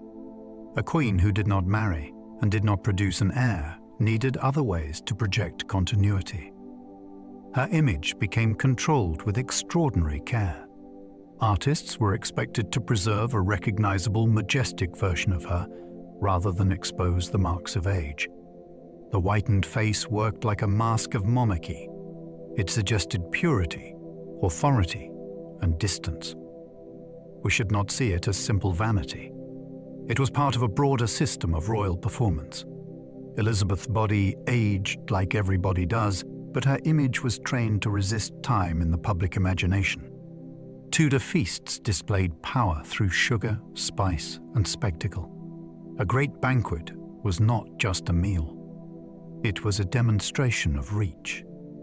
Expensive ingredients told guests that the host could command supply chains stretching far beyond the local market. Spices such as cinnamon, cloves, and nutmeg carried the aura of distance and cost. Sugar, still a luxury for much of the period, allowed cooks to create dazzling subtleties and sweet dishes that impressed the eye as much as the tongue. Service itself was choreographed. Dishes arrived in sequences, and rank shaped who received what. The table became a map of power. Feasting also showed control over labor, because behind every display stood cooks, servers, bakers, brewers, and suppliers working under pressure. The abundance could be astonishing, especially when contrasted with the insecurity faced by poorer households. Tudor elites ate magnificence in public. They used flavor, rarity, and theatrical presentation to make status unforgettable. A feast could turn wealth into memory. Sugar sculptures could turn banquets into edible art galleries. These creations were called subtleties, and they could astonish guests before they were eaten or admired into ruin. Skilled confectioners shaped sugar into castles, animals, heraldic symbols, saints, or scenes that carried a message. The point was not merely sweetness. It was imagination made edible. Sugar had to be refined, worked, colored, and molded, which made it a material of luxury. A host who presented elaborate sugar art showed both wealth and access to specialized craft. The objects could flatter a guest, celebrate a marriage, honor a monarch, or make a political statement. They also remind us that Tudor dining involved the AIs before the stomach. Guests were meant to marvel. Some subtleties may have been consumed, while others functioned more like temporary sculpture. Their fragility was part of their power. They existed for a moment of wonder, then disappeared. In a world obsessed with display, even dessert could become theatre, diplomacy, and art. Forks were rare in England for most Tudor diners. Most people ate with fingers, knives, and spoons. This was not considered crude when done according to manners. Diners washed hands before meals and used bread, trenchers, or shared dishes in ways governed by custom. A personal knife was common because it served many purposes beyond the table. Spoons were useful for potages, broths, and softer foods. Forks existed in parts of Europe, especially in elite Italian settings, but they were slow to become normal in England. Some people saw them as unnecessary or affected. This small detail opens a window onto everyday life. Table manners are never just practical.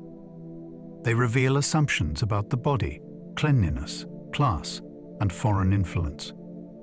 A Tudor meal could be highly formal without relying on the tools modern diners expect. To eat well required knowledge of etiquette, not a full set of cutlery. The absence of the fork reminds us how even ordinary gestures change over time. Ale was safer than much water in many Tudor households. This does not mean Tudor people were drunk all day in the way a modern listener might imagine. Ale was often weak, nourishing, and deeply woven into daily life. Brewing helped make liquid more reliable because boiling was part of the process, and fermentation could discourage some dangers. Water sources, especially in crowded places, might be contaminated by waste, animals, or poor drainage.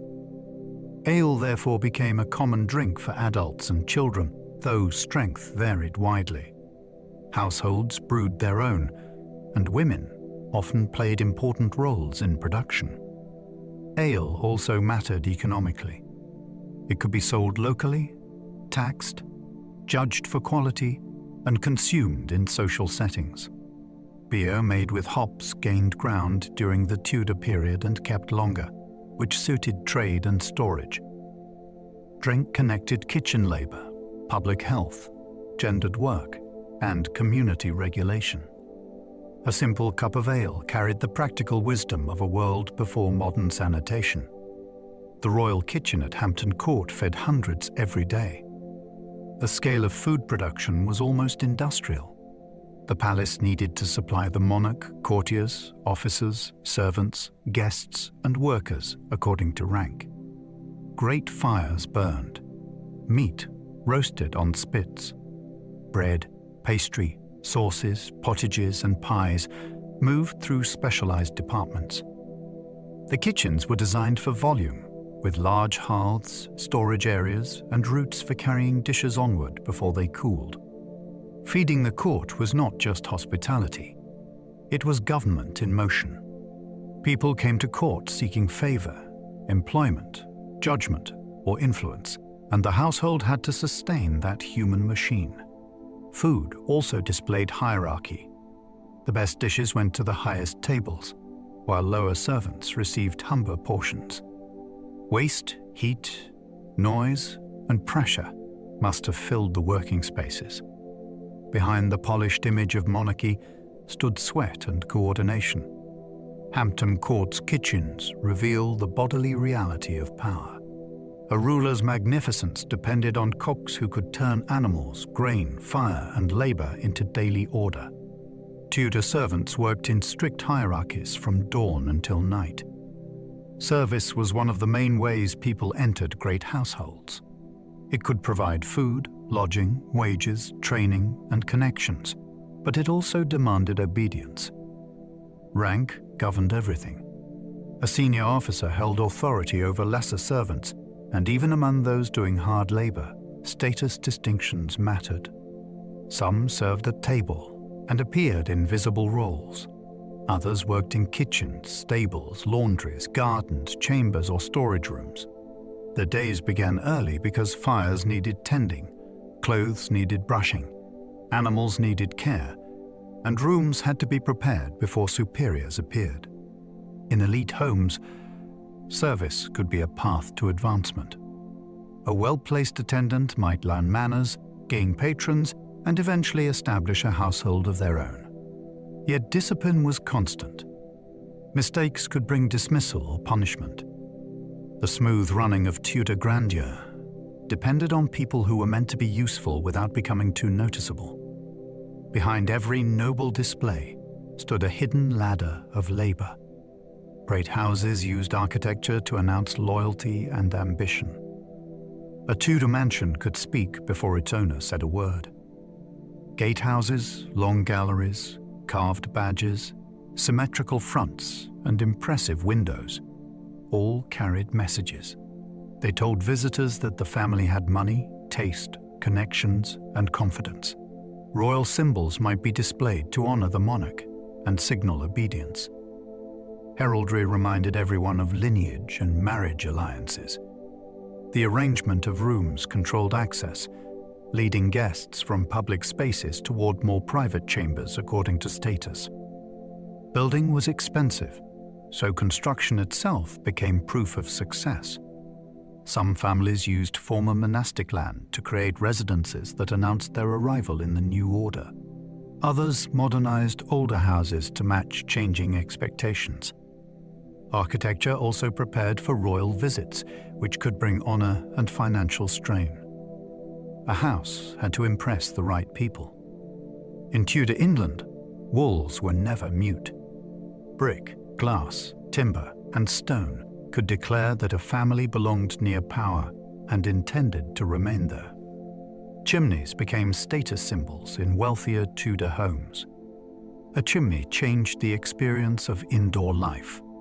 Earlier halls often centered on an open hearth, with smoke escaping through roof openings or lingering unpleasantly above. Chimneys allowed fireplaces to serve separate rooms more effectively. That meant warmth could be distributed through a house with greater comfort and privacy. For the wealthy, this supported a new style of living. Families and guests could withdraw from the Great Hall into chambers that felt more intimate and controlled. Multiple chimneys rising above a roofline signaled expense because they required skilled construction and more elaborate planning. They also changed the look of elite houses.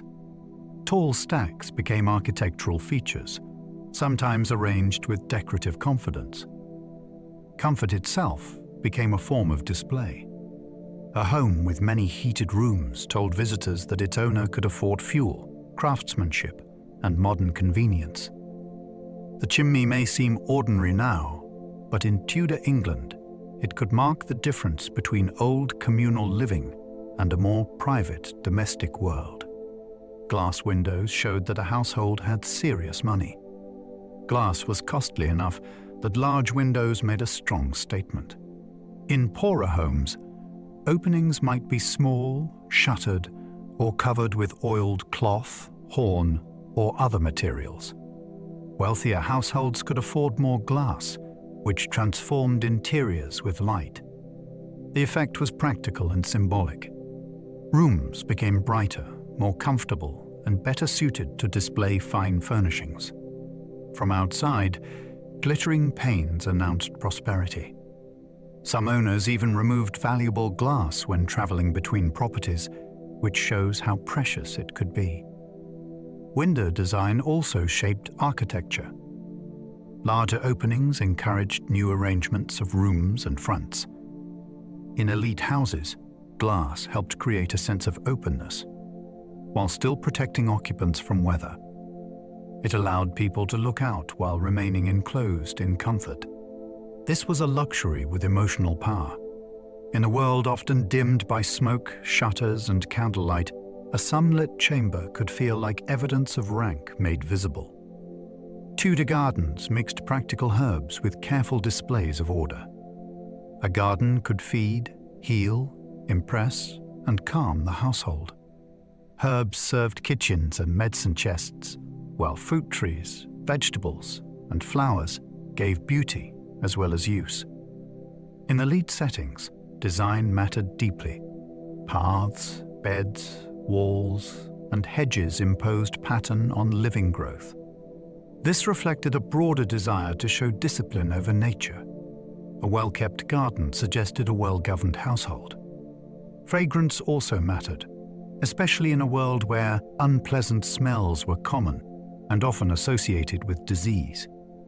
Rosemary, lavender, sage, and other plants could be valued for scent, flavor, and supposed medical qualities.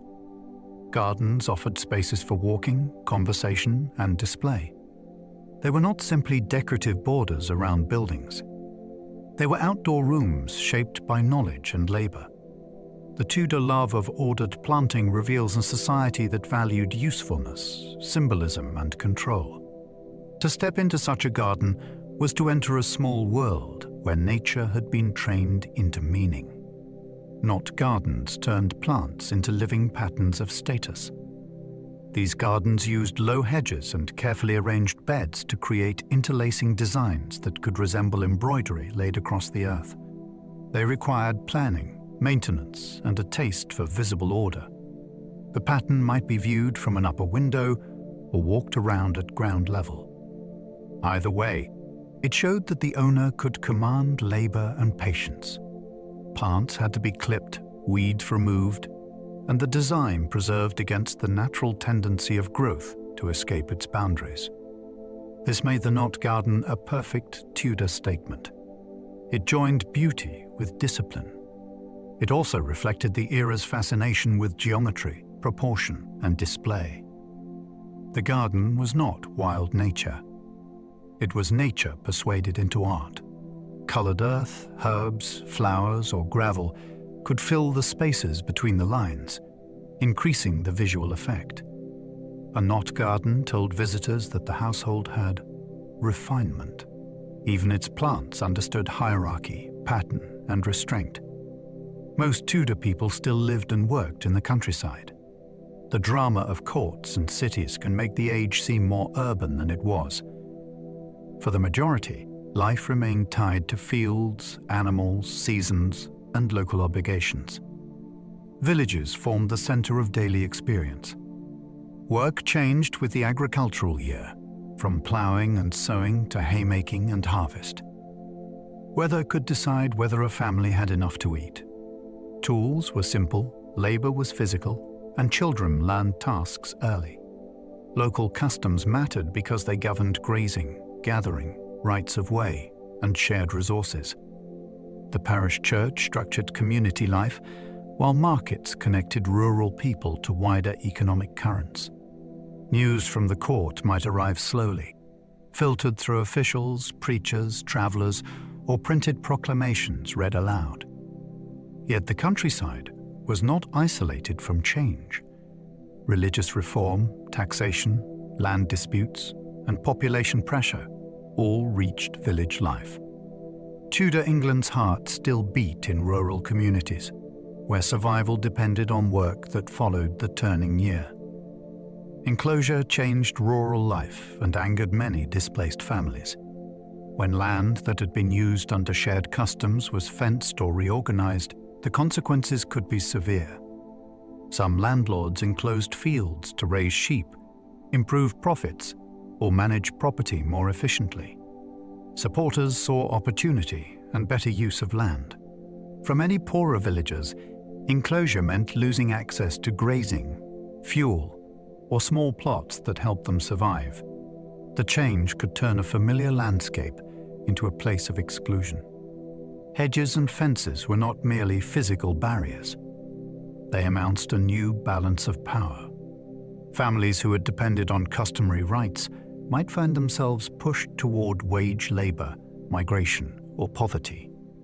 Anger over enclosure fed complaints, petitions, and sometimes rebellion. It also became a moral issue. Critics accused greedy landholders of destroying communities for wool and rent. The conflict reveals how economic change is felt in ordinary bodies. A decision made by a landowner could reach a cottage as hunger, uncertainty, and resentment. Kett's rebellion began after anger over land and enclosure. In Norfolk, during 1549, frustration over land use turned into a major rising. The rebels first targeted fences and hedges that symbolized exclusion from common rights. Then the movement grew into something more organized and startling. Robert Kett, a local landholder, became its leader after initially being connected to the very practices people opposed. The rebels gathered on Mousehold Heath near Norwich, where they created a camp with rules, preaching, petitions, and a surprising degree of discipline. They did not present themselves as enemies of the king. They claimed to defend justice against corrupt landlords and unfair local power. Their demands spoke to hunger, rents, and the fear that ordinary families were being pushed out of the countryside. The government eventually crushed the rebellion with military force, and Kett was executed.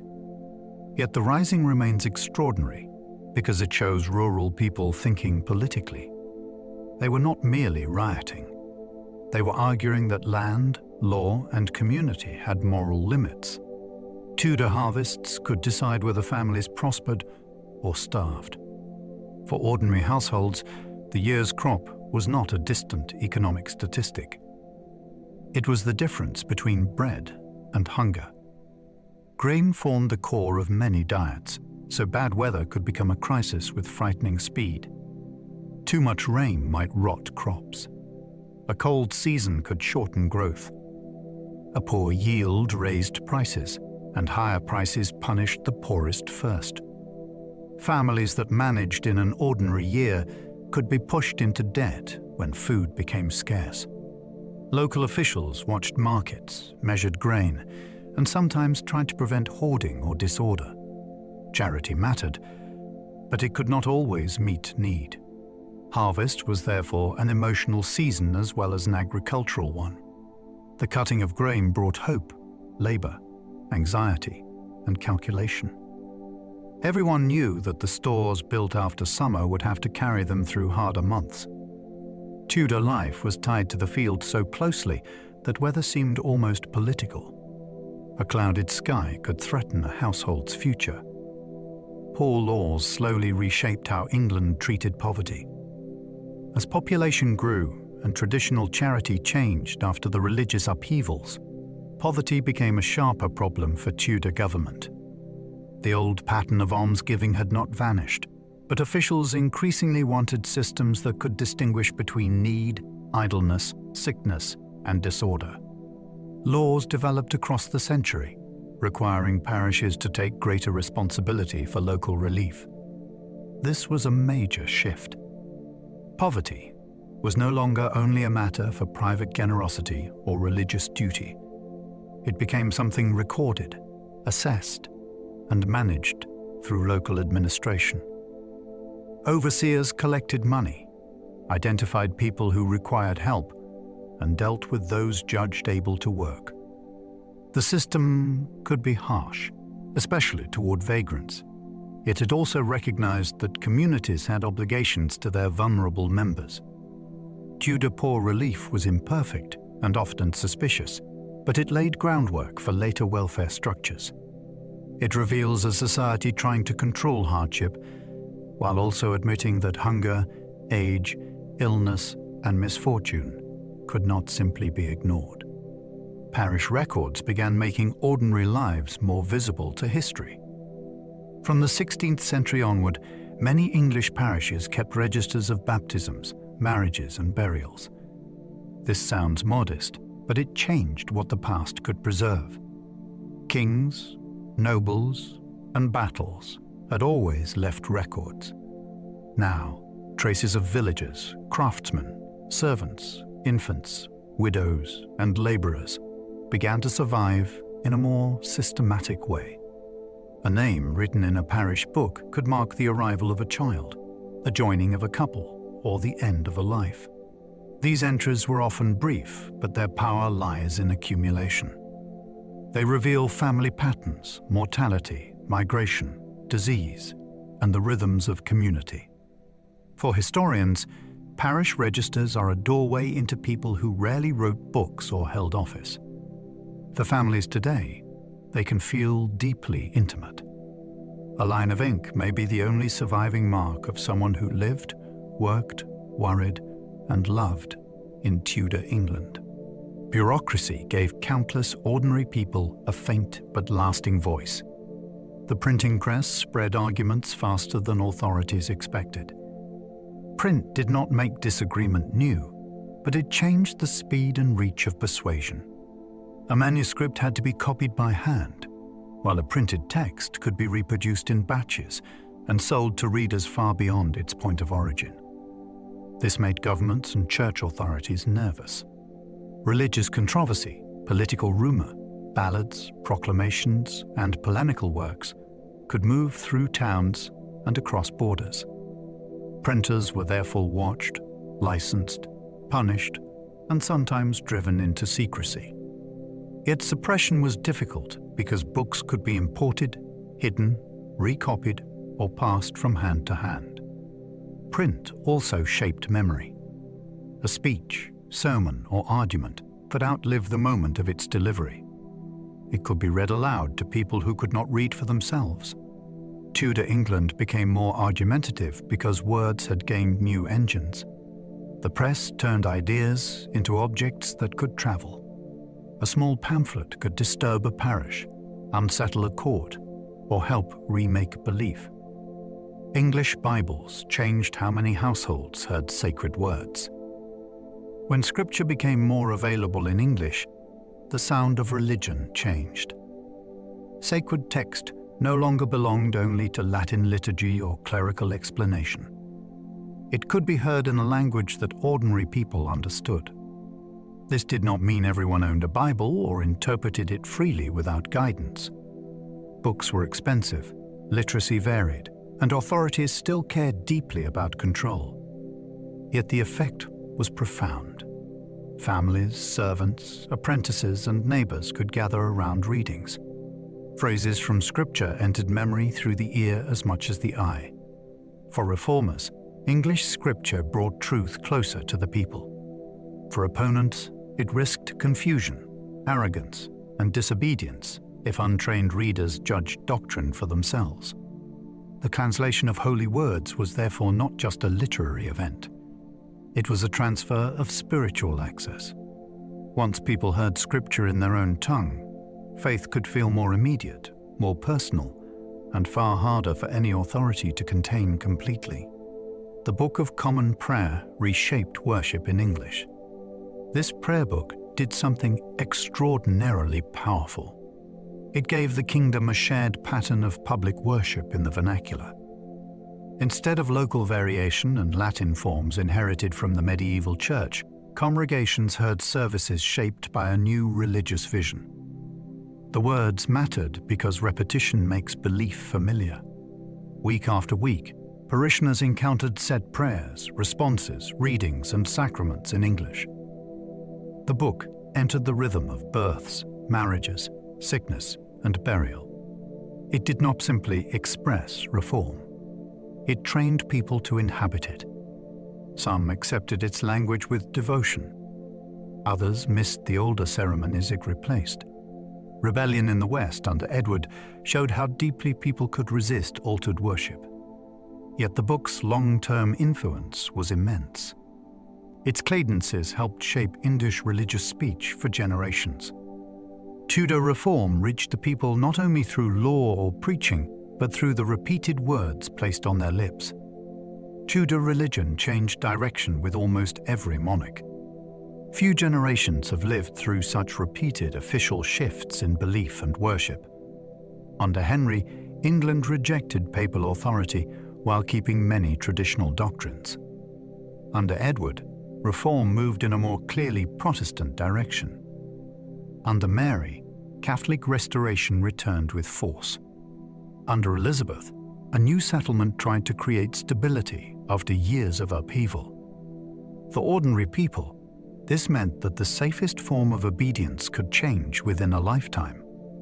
A prayer once required might become forbidden. An object once sacred might be condemned. A priest who adapted under one ruler could be suspect under the next. This instability made religion intensely practical as well as spiritual. People had to decide what they believed, what they would say publicly, and how much risk they would bear. Some changed with the law. Some resisted inwardly. Some suffered openly. Tudor England's religious story is not a simple march in one direction. It is a series of turns that tested conscience again and again. Recusant families secretly maintained Catholic worship under Elizabeth. After Elizabeth's religious settlement, outward attendance at the parish church became a legal expectation. Some Catholic households refused, and they were called recusants. Their defiance could bring fines, suspicion, and social danger. Wealthier families sometimes created hidden networks of devotion inside their homes. Priests trained abroad entered England secretly, moving between safe houses under constant risk. Some buildings contained priest holes, cramped hiding places built into walls, floors, or chimneys. These spaces could mean the difference between escape and execution. For recusant families, religion became domestic, coded, and dangerous. A house might appear obedient from the outside while concealing vestments, chalices, books, and a fugitive priest within. The emotional pressure must have been intense. Servants might betray secrets. Neighbors might report rumors. Children grew up learning caution as part of faith. This hidden Catholic world reveals that Elizabethan England was not uniformly Protestant. Beneath official worship, older loyalties survived in rooms designed not to be found. Church walls lost much of their medieval color during Reform. Before the Reformation, many parish churches were bright with images. Painted saints, biblical scenes, patterned decoration, and devotional objects filled spaces that modern visitors might imagine as bare stone. These images helped teach, inspire, and structure worship in a largely oral culture. Reformers increasingly viewed many of them with suspicion. They feared that images encouraged false devotion or distracted from scripture and preaching. As policy hardened, walls were whitewashed, statues removed, rude screens damaged, and colorful interiors simplified. The change was visual as much as theological. A parishioner who had known a church filled with familiar figures might suddenly stand inside a plainer, quieter-looking space. This could feel cleansing to one person and devastating to another. The loss was not only artistic, it altered memory, habit, and the emotional atmosphere of worship. In some churches, traces of old paint still survive beneath later layers, like a half-hidden reminder of the world Tudor reform tried to cover. Schools expanded as humanist learning gained influence in England. Humanism encouraged a return to classical languages, careful reading, and moral education through ancient texts. In Tudor England, this helped reshape schooling, especially for boys who might enter church, law, administration, or elite service. Grammar schools grew in importance because Latin was the gateway to learning and advancement. Founders endowed schools to serve towns, honor God, or strengthen local prestige. Education was still deeply unequal, but its social value increased. A bright boy from a modest background might rise through study in ways that would have been impossible without literacy and patronage. Humanist teachers believed words could shape character. They wanted pupils to speak, write, reason, and govern themselves with discipline. The classroom could be harsh, but it also opened doors into a wider intellectual world. Tudor government needed educated servants. and ambitious families knew it. Learning became a ladder. Books, grammar, and memory work could carry a child toward places his parents never entered. Grammar school boys learned Latin through relentless repetition. A Tudor classroom was not designed for comfort. Boys spent long hours memorizing rules, translating sentences, reciting passages, and imitating classical authors. Latin was treated as essential because it connected students to law, theology, diplomacy, scholarship, and administration. The method relied heavily on discipline. Pupils repeated forms until they became automatic. They moved from basic grammar to rhetoric, composition, and debate. Mistakes could be punished physically, which made learning inseparable from fear for many children. Yet the training could produce astonishing fluency. A successful student learned not only vocabulary, but a whole way of thinking through structure and argument. The language opened access to ancient Rome, Christian scholarship, and European intellectual life. It also marked status. A person who could handle Latin belonged to a world of educated power. Behind the polished letters of Tudor officials and writers stood years of chanting, correction, ink-stained fingers, and the demanding music of grammar drilled into memory. Tudor girls' education depended heavily on rank and family ambition. Most girls did not receive the same formal schooling as boys, but that does not mean female learning was absent. The daughters of noble and wealthy families could be taught reading, writing, languages, music, household management, and religious knowledge. Some received an impressive humanist education when parents believed it would enhance virtue, marriage prospects, or family prestige. Royal and aristocratic girls might study Latin, French, or Italian with skilled tutors. Lower down the social scale, education was more practical and often centered on domestic skills, religious instruction, and basic literacy if available. The difference depended on money, belief, location, and expectation. A learned woman could be admired, but she also had to navigate anxieties about modesty and obedience. Education might make her more marriageable, yet too much intellectual confidence could unsettle social norms. Tudor girls therefore learned within boundaries. Some quietly crossed them. Their books, letters, translations, and household records reveal minds working inside a world that tried to define their limits. Elizabeth herself was one of Europe's most educated rulers. Elizabeth's learning was not ornamental. It helped shape her authority. As a princess, she received a rigorous humanist education under some of the finest tutors in England. She studied languages, theology, history, rhetoric, and classical texts. She could read and speak several languages, which gave her direct access to ambassadors, letters, and intellectual exchange. Her education also trained her in performance. Rhetoric taught her how to shape an argument, answer pressure, and turn a phrase into power.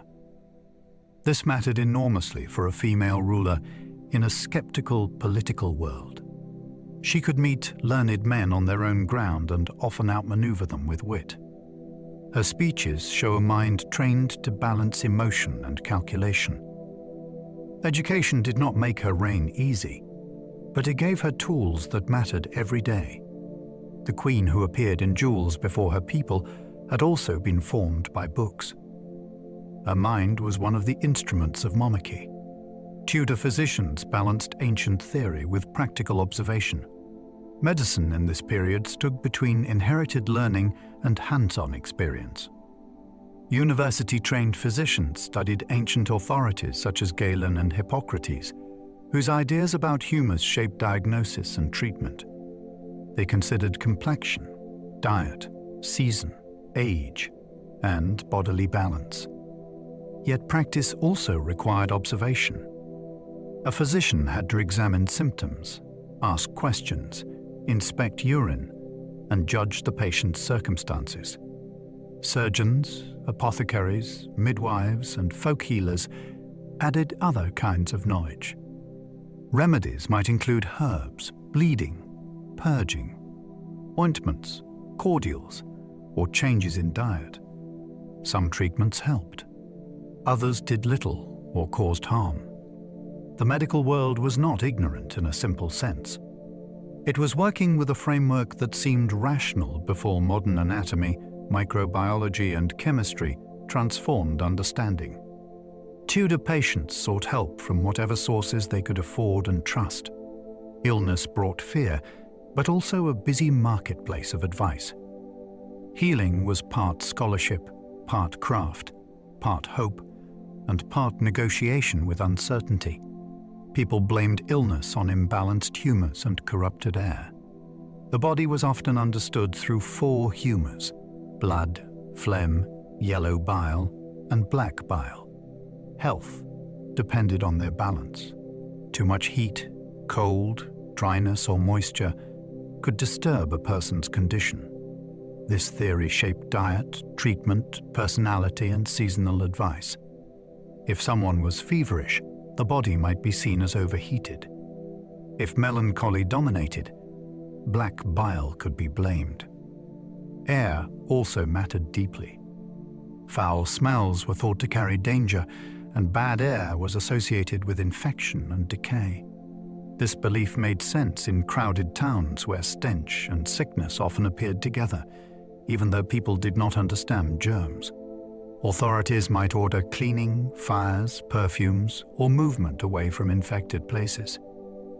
These ideas influenced daily choices. What to eat, when to bleed, where to sleep, and how to avoid plague could all be guided by humoral thinking. Tudor medicine was wrong about many mechanisms, but it tried to explain illness through patterns people could observe. Plague outbreaks repeatedly emptied theatres and frightened crowded towns. Theatre depended on gathering bodies in one place, and that made it vulnerable whenever disease appeared. Authorities often closed playhouses during outbreaks because crowds were seen as dangerous. This affected actors, writers, investors, and audiences. A company could lose income for months. Playwrights might turn to poetry, patronage, or touring, while London stages fell silent. For townspeople, plague brought fear that was both personal and civic. Bills of mortality recorded deaths. Houses could be marked or shut. People with means might leave for safer areas, while the poor often had fewer choices. The disease struck unpredictably and could move through households with terrifying speed. Public life contracted. Markets, church attendance, and social habits all came under pressure. For a city built on contact, trade, and noise, plague created a different atmosphere. The same urban density that made Tudor London vibrant also made it vulnerable. Every outbreak reminded people that entertainment, commerce, and survival were tied to breathe. Sweating sickness terrified Tudor England because it killed so quickly. This mysterious disease appeared suddenly and caused intense fear because victims could die within hours. It struck England several times between the late 15th and mid-16th centuries, then vanished in ways that still puzzle historians and medical researchers. The symptoms were alarming. People might experience fever, pains, exhaustion, and a heavy sweat that seemed to pour from the body. Its speed made it especially horrifying. A person could appear well in the morning and be dead before night. It seemed to affect some of the prosperous and well-fed, which challenged assumptions that disease belonged mainly to poverty. Even the royal court feared it. Henry VIII moved frequently during outbreaks, trying to escape danger. Because the cause remains uncertain, the illness has acquired an almost ghostly place in Tudor history. It reminds us that the past contained medical terrors we cannot fully name. The sweating sickness arrived like a shadow, killed with shocking speed, and disappeared. Midwives held crucial knowledge in Tudor communities. Childbirth was one of the most dangerous and important moments in household life. Midwives stood at the center of it. Their knowledge came through experience, apprenticeship, observation, and female networks rather than universities. They managed labor, comforted mothers, recognized complications, and cared for newborns in the first fragile moments. Their role was practical, emotional, and spiritual. Because infant baptism mattered so deeply, midwives could perform emergency baptisms if a child seemed unlikely to survive. Communities therefore trusted them with both bodies and souls. Their work took place mostly away from male authority, inside rooms filled with women offering help, prayer, and reassurance. Yet midwives could also be examined by church officials because their responsibilities carried moral weight. They knew secrets of fertility, birth, loss, and family life that few records capture. Tudor history often focuses on kings and counselors, but every generation depended on women whose skilled hands helped bring children safely into the world. Astrology influenced medical choices and royal decision-making. To Tudor minds, the heavens were not distant decoration. Many believed celestial movements could affect bodies, weather, temperament, and timing. Astrology was studied seriously by educated people, including physicians who used charts to choose moments for treatment. The position of the moon might influence bleeding, purging, or surgery. A patient's birth chart could be consulted for clues about constitution and risk. At court, astrology could shape anxiety around marriages, journeys, coronations, or illness. Some rulers and advisors treated it cautiously, while others found it deeply persuasive. This was not seen as separate from learning in the modern sense. Mathematics, astronomy, medicine, and astrology overlapped. The same sky that guided navigation could also be read for meaning. Of course, predictions could be wrong, and critics existed. Yet the practice reveals a world that saw human life as woven into cosmic order. Decisions on Earth might be timed by looking upward, where planets seemed to whisper patterns of fate. Tudor law punished vagrancy harshly during times of social strain. People without settled work or a recognized place in the community often alarmed authorities. Population growth, enclosure, price rises, war, and disrupted charity all increased movement and hardship. Officials feared that wandering people might spread crime, disease, or disorder. The law responded with severity. Those judged to be able-bodied vagrants could be whipped, branded, forced into labor, or sent back to their place of origin. The distinction between poverty and criminality was often harshly drawn. A person looking for work might be treated as a threat if found in the wrong parish. This system reveals the Tudor obsession with order. Every person was expected to belong somewhere, answer to someone, and work within known structures. Mobility could look suspicious unless it served trade, service, or official business. Behind the punishments lay real fear, but also real suffering. Vagrancy laws show a society struggling to manage economic change by disciplining the bodies of the poor. Public executions were treated as warnings and political theatre. Punishment in Tudor England was meant to be seen. Executions gathered crowds because they offered spectacle, moral lesson, and state authority in one disturbing event. The condemned person's behavior mattered. A calm speech could shape reputation. A confession could affirm justice. Defiance could unsettle the message officials wanted to send. For treason, the ritual was especially loaded because it represented an attack on the monarch's body politic. The place of execution also carried meaning. Tower Hill, Tyburn, and other sites became stages where law turned into memory. Crowds did not all respond the same way.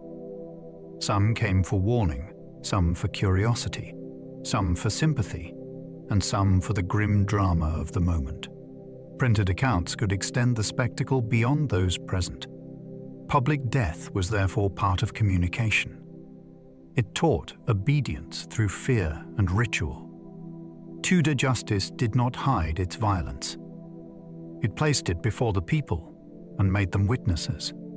The Tower of London served as palace, prison, and armory. The tower was never just one thing. Its identity shifted depending on who entered and why. It had royal lodgings, defensive walls, storage spaces, workshops, and ceremonial functions. Monarchs traditionally stayed there before coronations, which linked it to legitimate power. Yet it also became famous as a prison for high-status captives. Its walls held queens, nobles, bishops, rebels, and suspected traitors. To some, confinement there was temporary. For others, it was the final stop before trial or death. The tower also housed weapons and armor, making it part of the kingdom's military infrastructure. This combination gave the place extraordinary symbolic force. It could protect the crown, display the crown, arm the crown, and terrify the crown's enemies. A barge arriving by river could carry honor or doom. Few buildings in Tudor England contained so many meanings at once. The tower stood at the edge of London like a stone reminder that majesty and fear were neighbors. Coins carried royal images into every marketplace. Most subjects would never meet the monarch, but they might handle the monarch's face in metal. Coinage made sovereignty tangible. A small piece of silver or gold carried a portrait, name, title, and claim to authority. Every exchange in a market quietly repeated the idea that the ruler guaranteed value and order. Changes in coin design could announce political messages.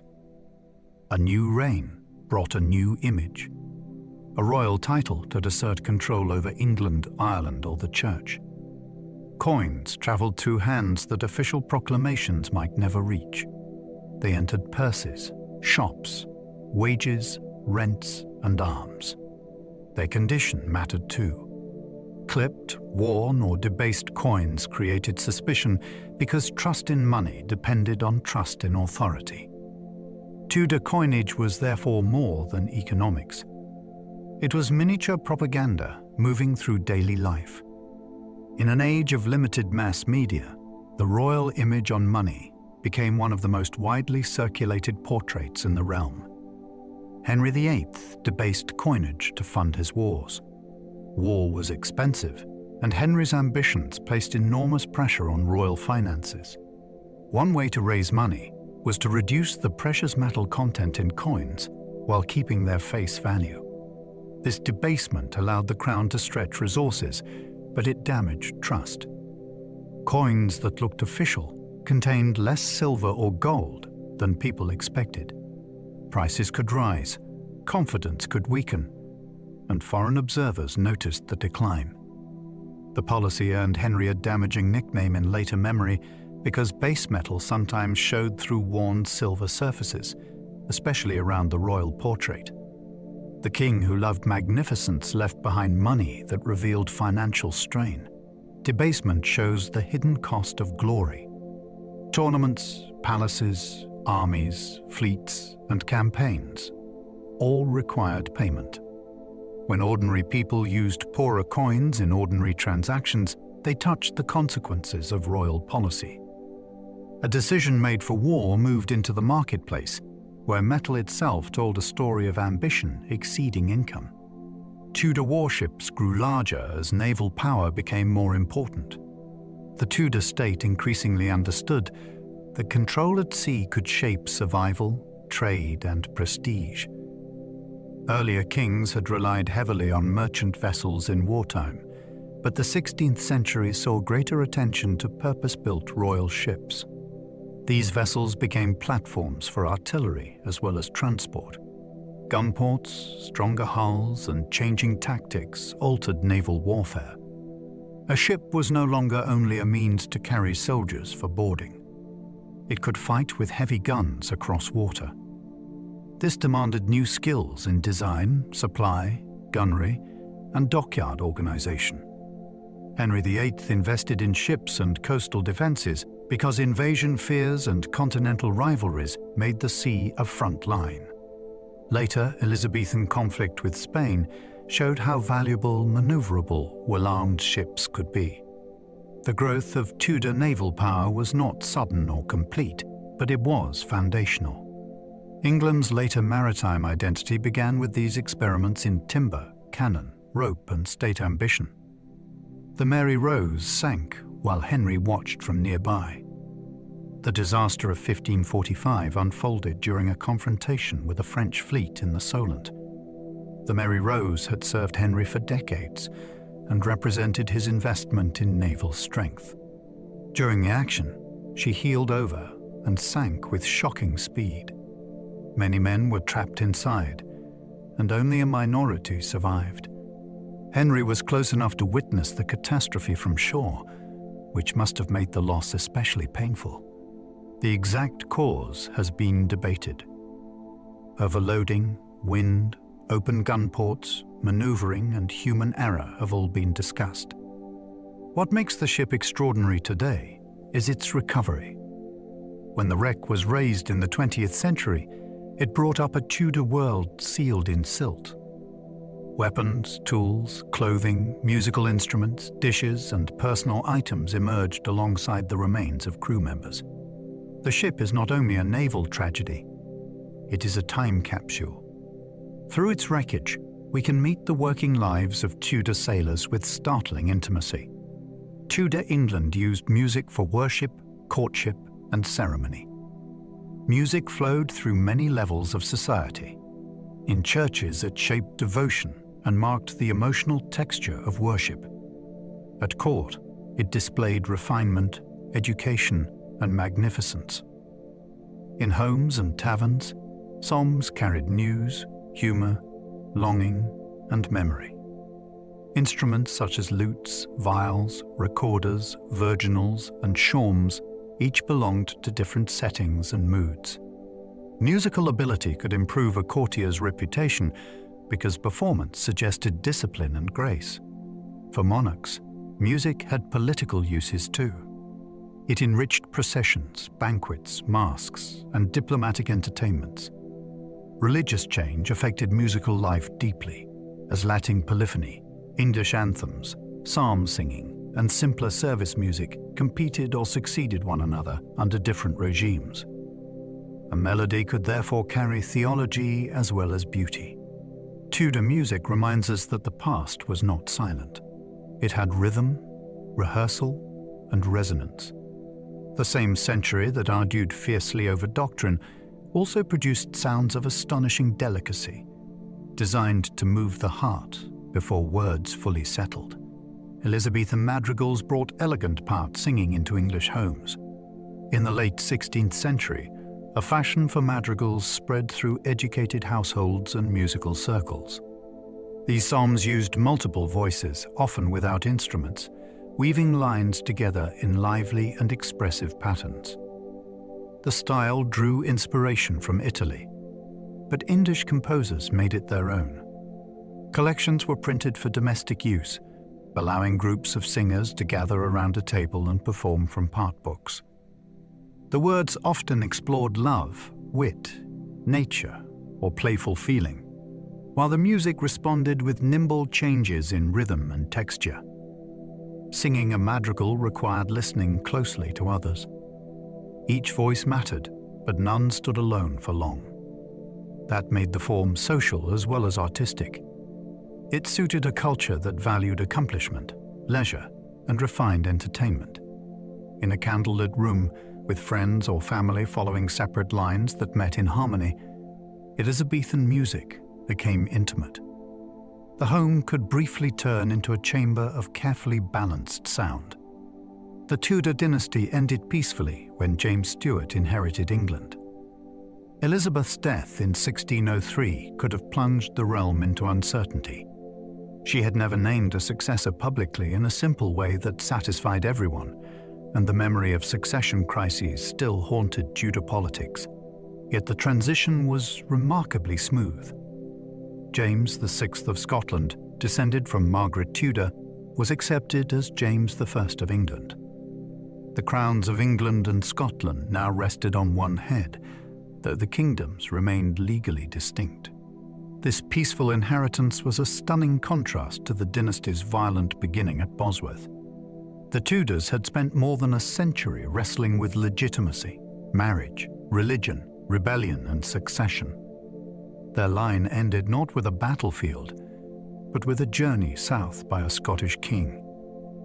Elizabeth's passing closed an age of extraordinary transformation.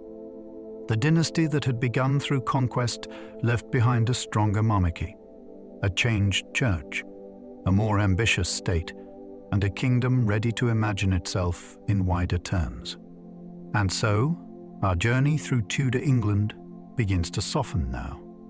We have passed through a century of crowns and courtrooms, of guarded whispers and painted faces, of ships moving over dark water and prayers changing inside parish walls.